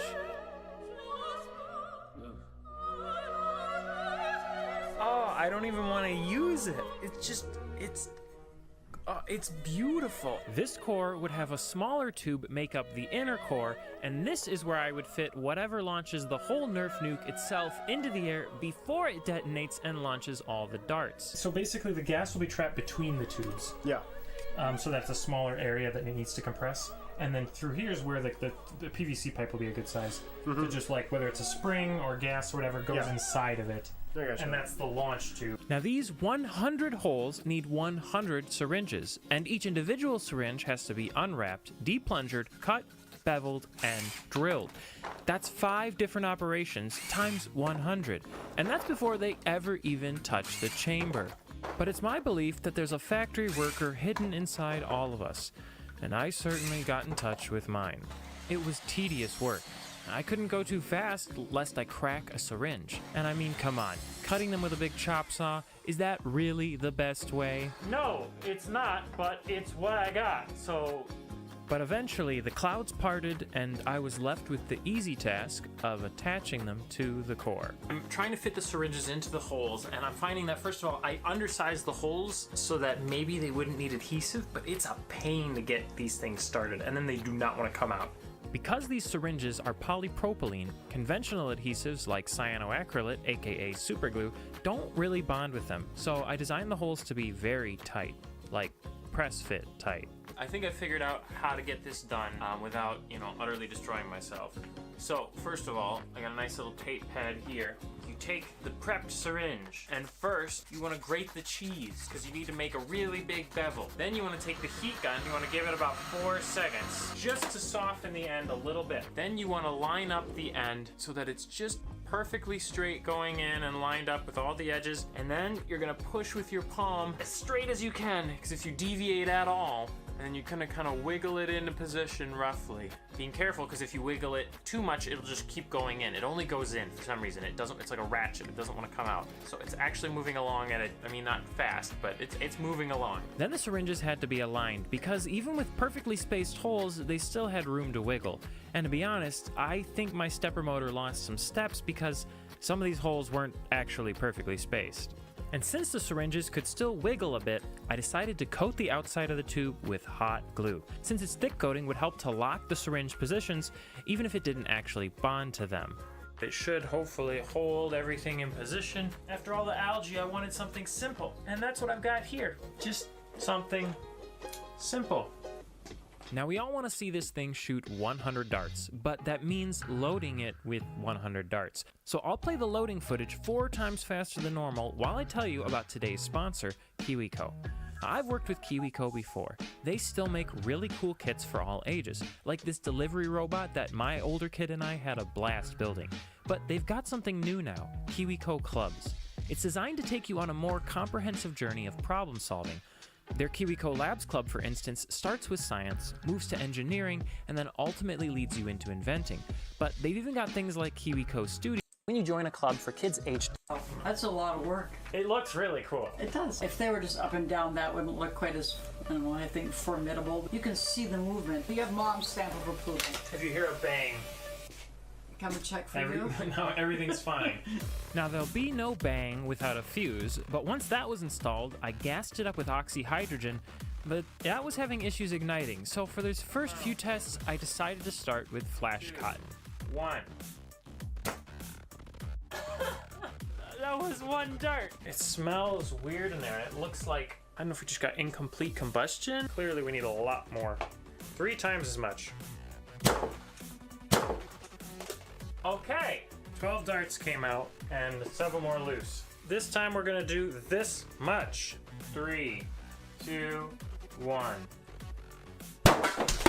Whoa! Now that was a pretty big bang, but it needed like way too much flash cotton, and I think the tube inside was just too large for either propellant. I want to do hydrogen. I think I'm gonna put the old caps on there, lots of gas. See if we get what we need. We can always put a smaller tube inside there for launch purposes. So I removed the inner tube and put a new fuse in with some big caps on the ends, filled it with gas for 10 minutes, and here's what happened. Oh, that was great. That was amazing. 83% of the darts launched, and we blew out the bottom. So as long as the bottom doesn't blow out, with a blown top now, 88%. If we can just stop the top and bottom from blowing out, they're all gonna go. We've reached a huge milestone in the Nerf nuke journey. That's 88%. That's with a blown top. Literally the Oppenheimer really of promising. Nerf It's force. been an interesting few weeks. I jumped right on this right after the algae video. Then, my wife had a baby. I don't have a boss to tell me that what I'm doing is right. I doubt myself a ton. I try and only put the positive stuff in the video, but the truth is that this is a constant mental battle. Man, some of that might be my health issues that I have. I'm exhausted and my stomach hurts almost all the time. Just because you feel shitty, just because things seem shitty, it doesn't mean they are. What? Or it's like all is lost. Then yeah. And the only all that will be lost for this project will be all these dang darts once this thing is fully operational. Holy shit! What? What? Holy crap, that was horrifying. What? That was horrifying. 2 darts? 98%!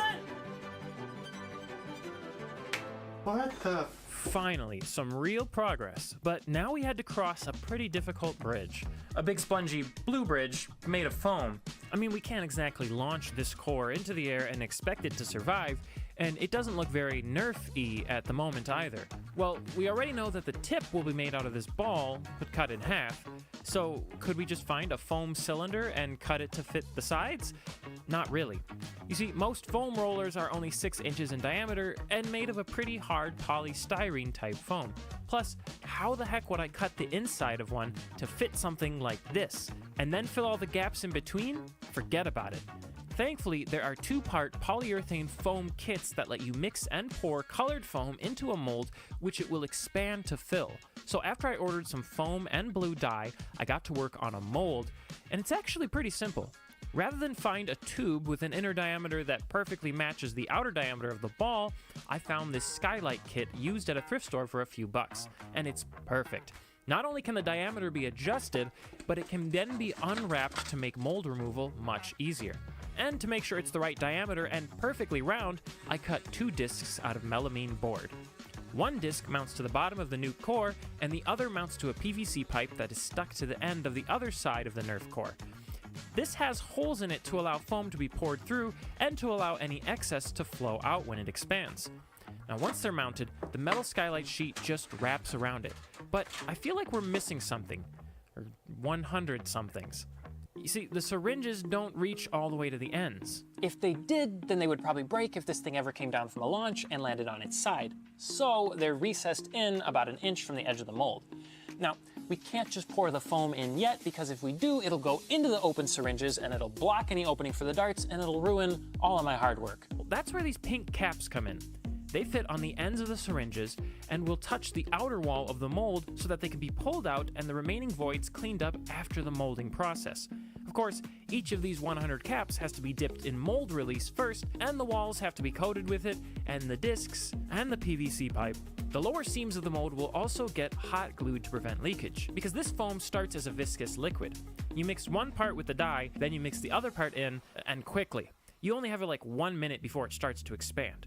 Now, because they sell this by weight, and because I hadn't designed the nuke fully when I bought it, I didn't know I wouldn't have enough until I did some basic volume calculations just before I poured it, and realized I wouldn't have enough. So I quickly ordered more and decided to change the mold by modifying a funnel to create the cone-shaped nuke bottom. This will save some foam, and I won't have to cut it into this shape like I originally planned. And once I mixed the second batch of foam and poured it in, I was relieved to see that there was enough for it to spill out of the opening. And a couple hours later, it was finally time to crack this bad boy open. I was so psyched. Dude, I'm so psyched. Oh, wow. Look at this. Would you just look at it?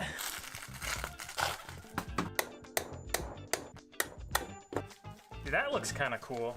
Now, because I did it in 2 parts, the finish wasn't as even as I would have liked, but I cleaned it up as best I could and began the ridiculous process of removing all 100 pink caps. Some of them I could see, but for some I just had to sorta guess. But eventually I found my rhythm and perfected my technique. And once they were all removed, I was ready to clean up the holes with a conical sander.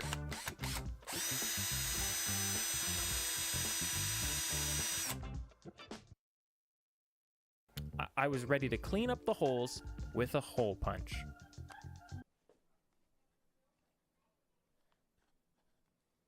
I was ready to clean up the holes with a hole punch that's been heated up and carefully inserted into the existing pocket and then has its melted edges hand trimmed with a razor 100 times.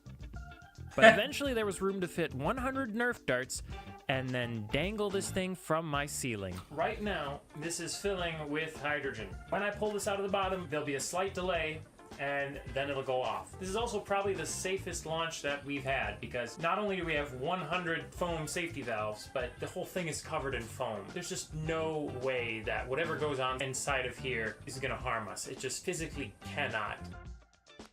3, 2, 1. So the first test had not enough oxyhydrogen.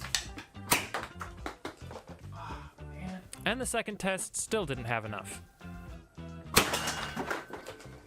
And the third test still didn't. 3, 2, 1. Woohoo! That's all but one. Look at that. That's it. How did it sound? It sounded loud. That's 99% efficacy. And this dart was right on the cusp of coming out. That's 99.9% efficacy. And once the cap's on, and once the whole launch system I'm not gonna go into nuke. Well, now there's something warfare pretty with this crazy guy. about the detonator system at the center of the Nerf nuke, and the silo launch system that it will interface with, which of course will be controlled by that really cool launch briefcase that we've been working on. But that, and the full field testing of the total Nerf nuke system with people, is gonna have to wait until part 2. Well, it's part 2. Where is it? Where did you go? Why didn't you have it yet? My guy. Probably gonna come out for Christmas. Where is...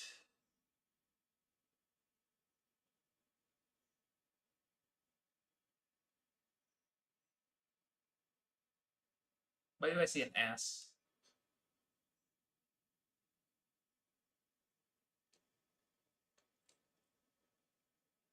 Oh yeah.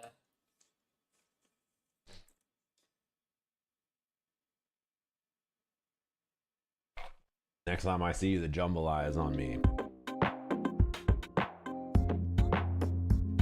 I think it's about time we jump into today's show. Normally the way this show works is it's the last Friday of every month. I know you guys are gonna be like, well, Streamer Man, actually it has not been the last Friday of every month. That's true, because we've been slamming so much. Now, the rules for this game show are quite simple, as I'm sure most of you remember. I show you a fighting game clip. Someone is in mortal peril. I pause it by aggressively smashing my spacebar, and then afterwards, I ask a very simple question. Will it kill? We do some gambling on it, which you shouldn't do in real life, but in my chat room is highly encouraged on the last Friday of every month. I'll play out the clip, we'll pay you all out, and you can win some points. You can't get your funny up if you don't get your money up, okay? Don't spend it all immediately, because then you'll be cooked and not delicious. If you are like me, alrighty then, chat room. A little tackle level 2 action. How bad could it be? Stream Chipotle. Okay, our very first clip of the show, a game playable in the last month and is not playable currently, I think much to the dismay of lots and lots and lots of people. 2XKO. Let's take a look at our very first clip of the show. A little nooch happening. Boom. Alrighty then, chat room. A little tackle level 2 action. How bad could it be? You know, I think he's it doing would a little kill. Flex. It seems pretty easy peasy to me. I know I you think guys it all would played. kill, If you were because like it's a me, counter start. 12 hours a day of this game. Calculating the health bar shouldn't I be think it too would- bad. I think it would kill. God damn, that's a lot of rocks. 80% Yeah. of the votes in on It starts at nice counter. to be back. You guys are as predictable scaling as is kinda ever. off on You know that? 2XKO That's as what I well. like about you, chat room. I always know where I'm gonna find your allegiance. 81% of the vote is in on yes. 19% of the vote is in on no. Everybody's a rock thrower in this house. We love that. We love a little rock throwing in our house. Let's take a look. Been a while since I've thrown the old rock around. Yeah, I feel you. Boom. Level 2, the Poro Raging Demon. Snack time. Big Blah. damage. All 3 hits. It's enough to kill. Man, I cannot believe that killed. You guys all rock throw like crazy. I can't believe that did enough damage. You're telling me shoulder into level 2 kills? This does this much damage? I would not have guessed. That's like 70%. It's And a all of you counter. just throw rock as easily as you breathe? Unbelievable. It must be nice. This is the curse of Will It Kill. The more you think about it, the harder it is. Let's check out the next game. A game I don't think we've ever had on the show. I'm pretty sure anyway, and if we have, it's definitely been a while. Virtua Fighter 5 Ultimate Shows. And then the last one I figured we would show for the halftime show. This one's pretty funny. Can you imagine, like, imagine that you're about to get hit by a car, right? And then just before it hits you, time stops and you hear Say Jam's voice and he's like, alrighty then, Jet. The car is going 60 miles per hour. That's a pretty good starter. It's a pretty good starter is insane. You can't be saying that. You know me, I like see the clips and I'm like, all right. Why did I go back from that? And just before it hits you, 7% of the vote is in on no. It's tough to vote against Slayer. I'm impressed at the 30% of you that clicked the no option. Let's take a look. Let's see what the combo is too. Let's see what the B&B is. Oh.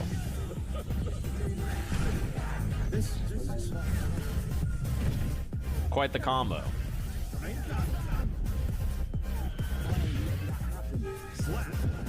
Why? Bro hit me with a normal into the 100-meter super and I'm dead? Question mark. He didn't even hit you behind the back with pile bunker like 7 times. He legit hit H and then said bet. Suboptimal combo. True. I mean, he could have done anything for. I mean, that was honestly, meaty. everybody who wanted him back in the game, you deserve that. I think of Slayer a lot like Bison, where if you want him back in the game, I don't want to be friends with you. So you're not gonna come. Look at this. Hwoarang right in the midsection. Her ass is grass, right? You guys are just Ow!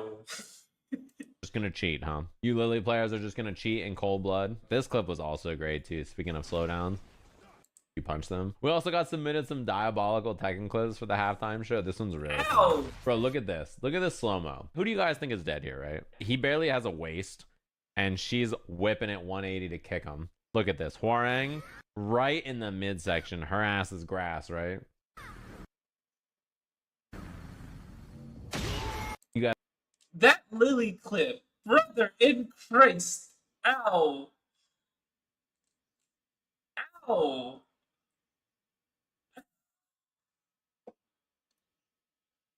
Ow. Can you imagine, like, Ow. I felt that. I'm sorry. I felt that.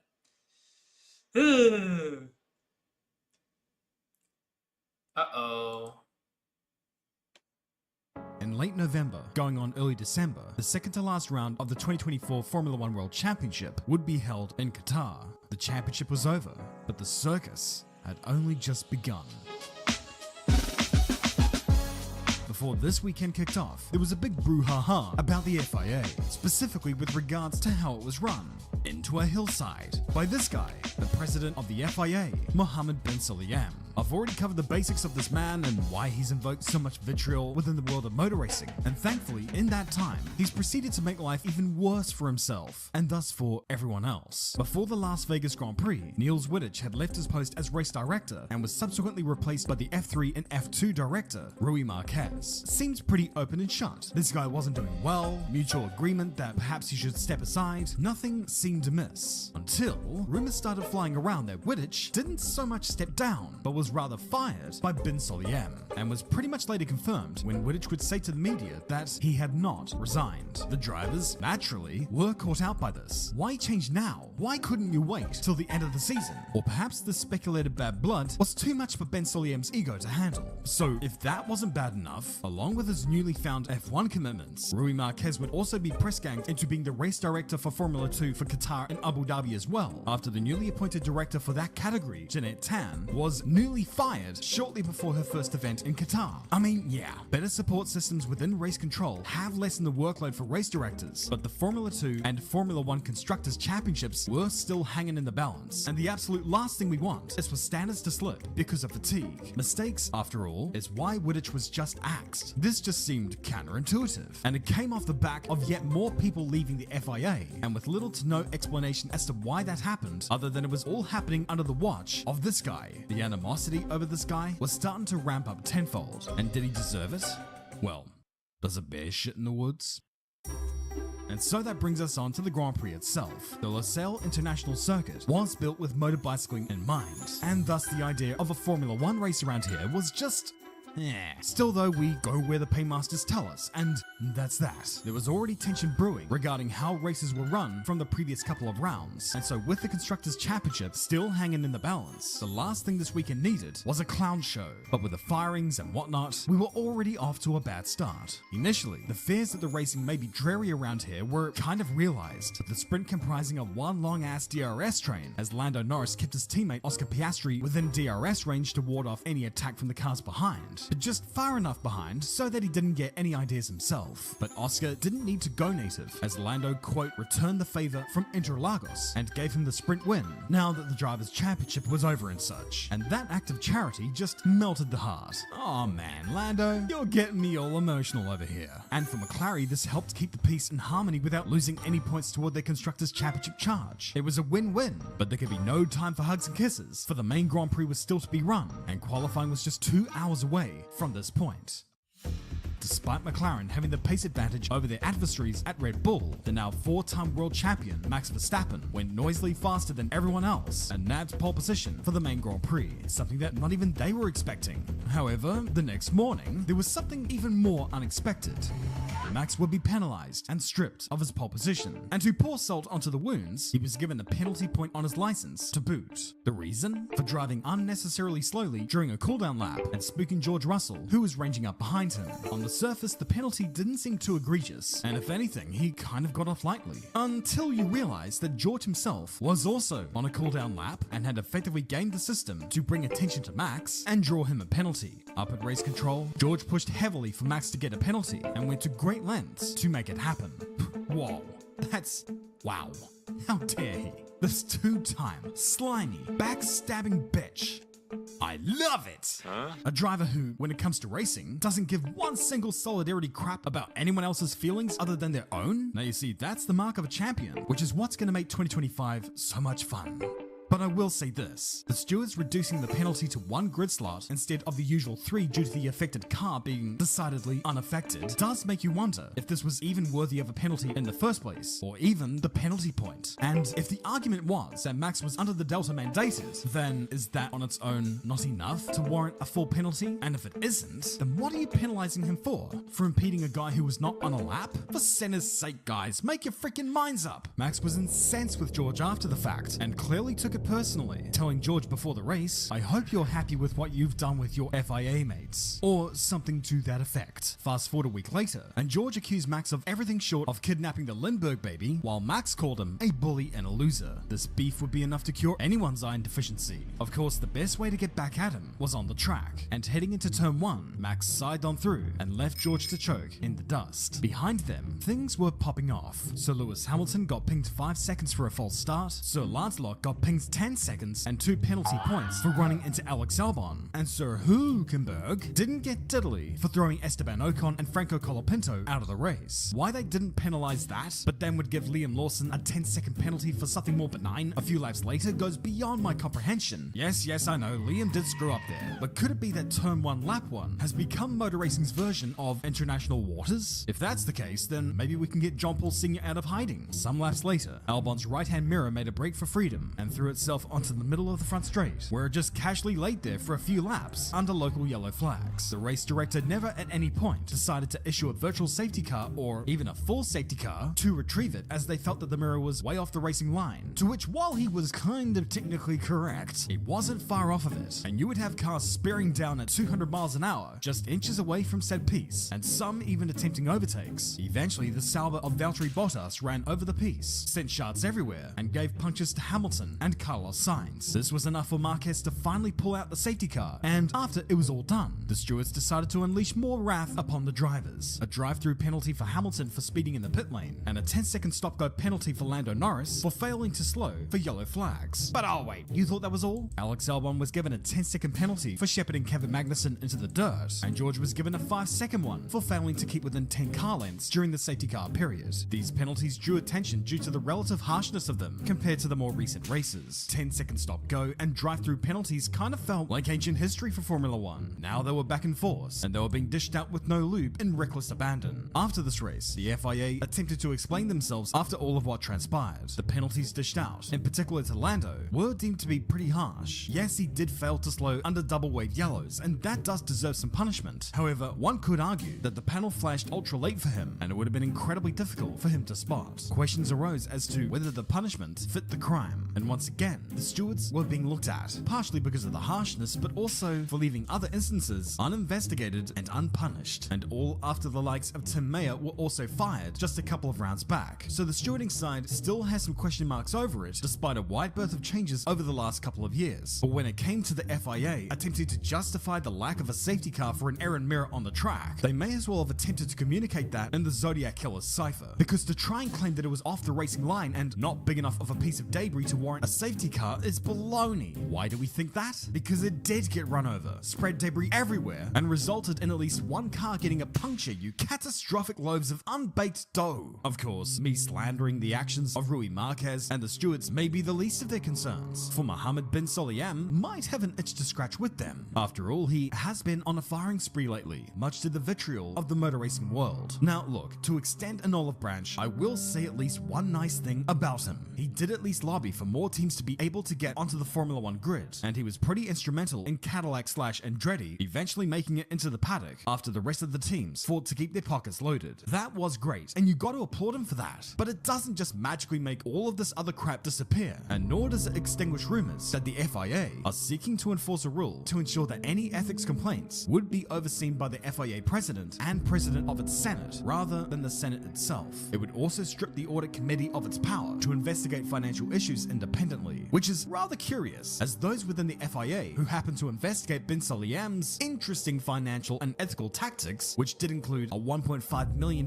president's fund that would be distributed to voting members, were curiously let go. I don't know, but as sus things go, That's up there. And at this rate, the FIA may as well tag another F onto the acronym because it's starting to catch up with that organization in some of its more shady areas. It's clear why these changes are being proposed, and it's clear who exactly is pushing for them. I know that I said that the FIA deserves some kudos when they deserve it, but they shouldn't be exempt from criticism when they deserve that equally. And right now, it's pathetic. The FIA is pathetic. Mohammed bin Sulayem is pathetic.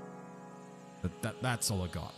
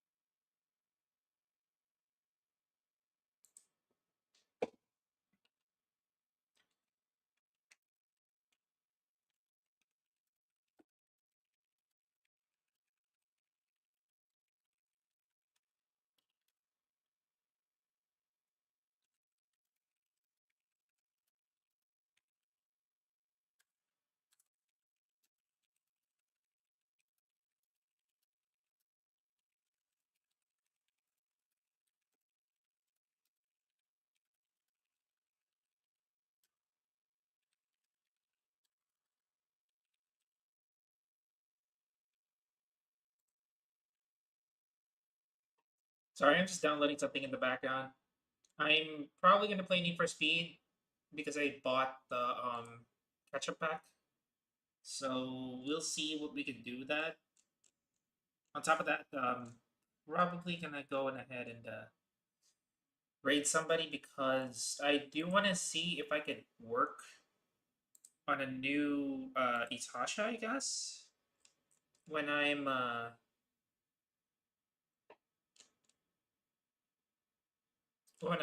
doing that. So give me a moment. Let me see what's up with my Need for Speed. It's still patching.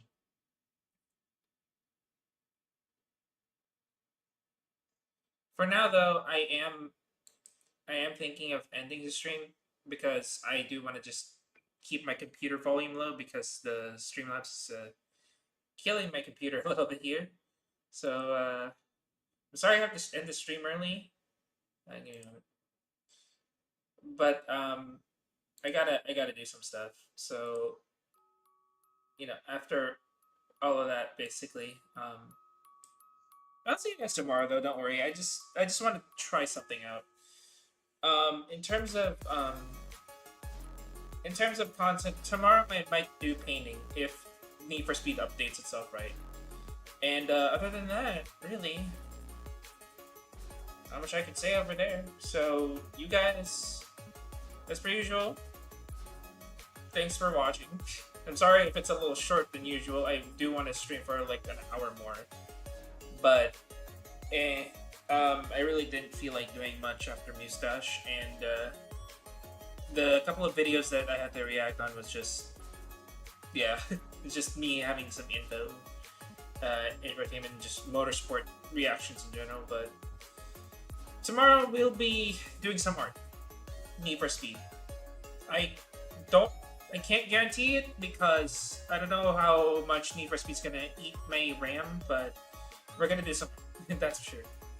Other than that, we will raid, since he's streaming today, Soji Sakata. Hang on. Is he actually? Tune it up, Drewski. Say nothing, He is live. Okay, give me a moment. He is currently playing iRacing in this league right now, so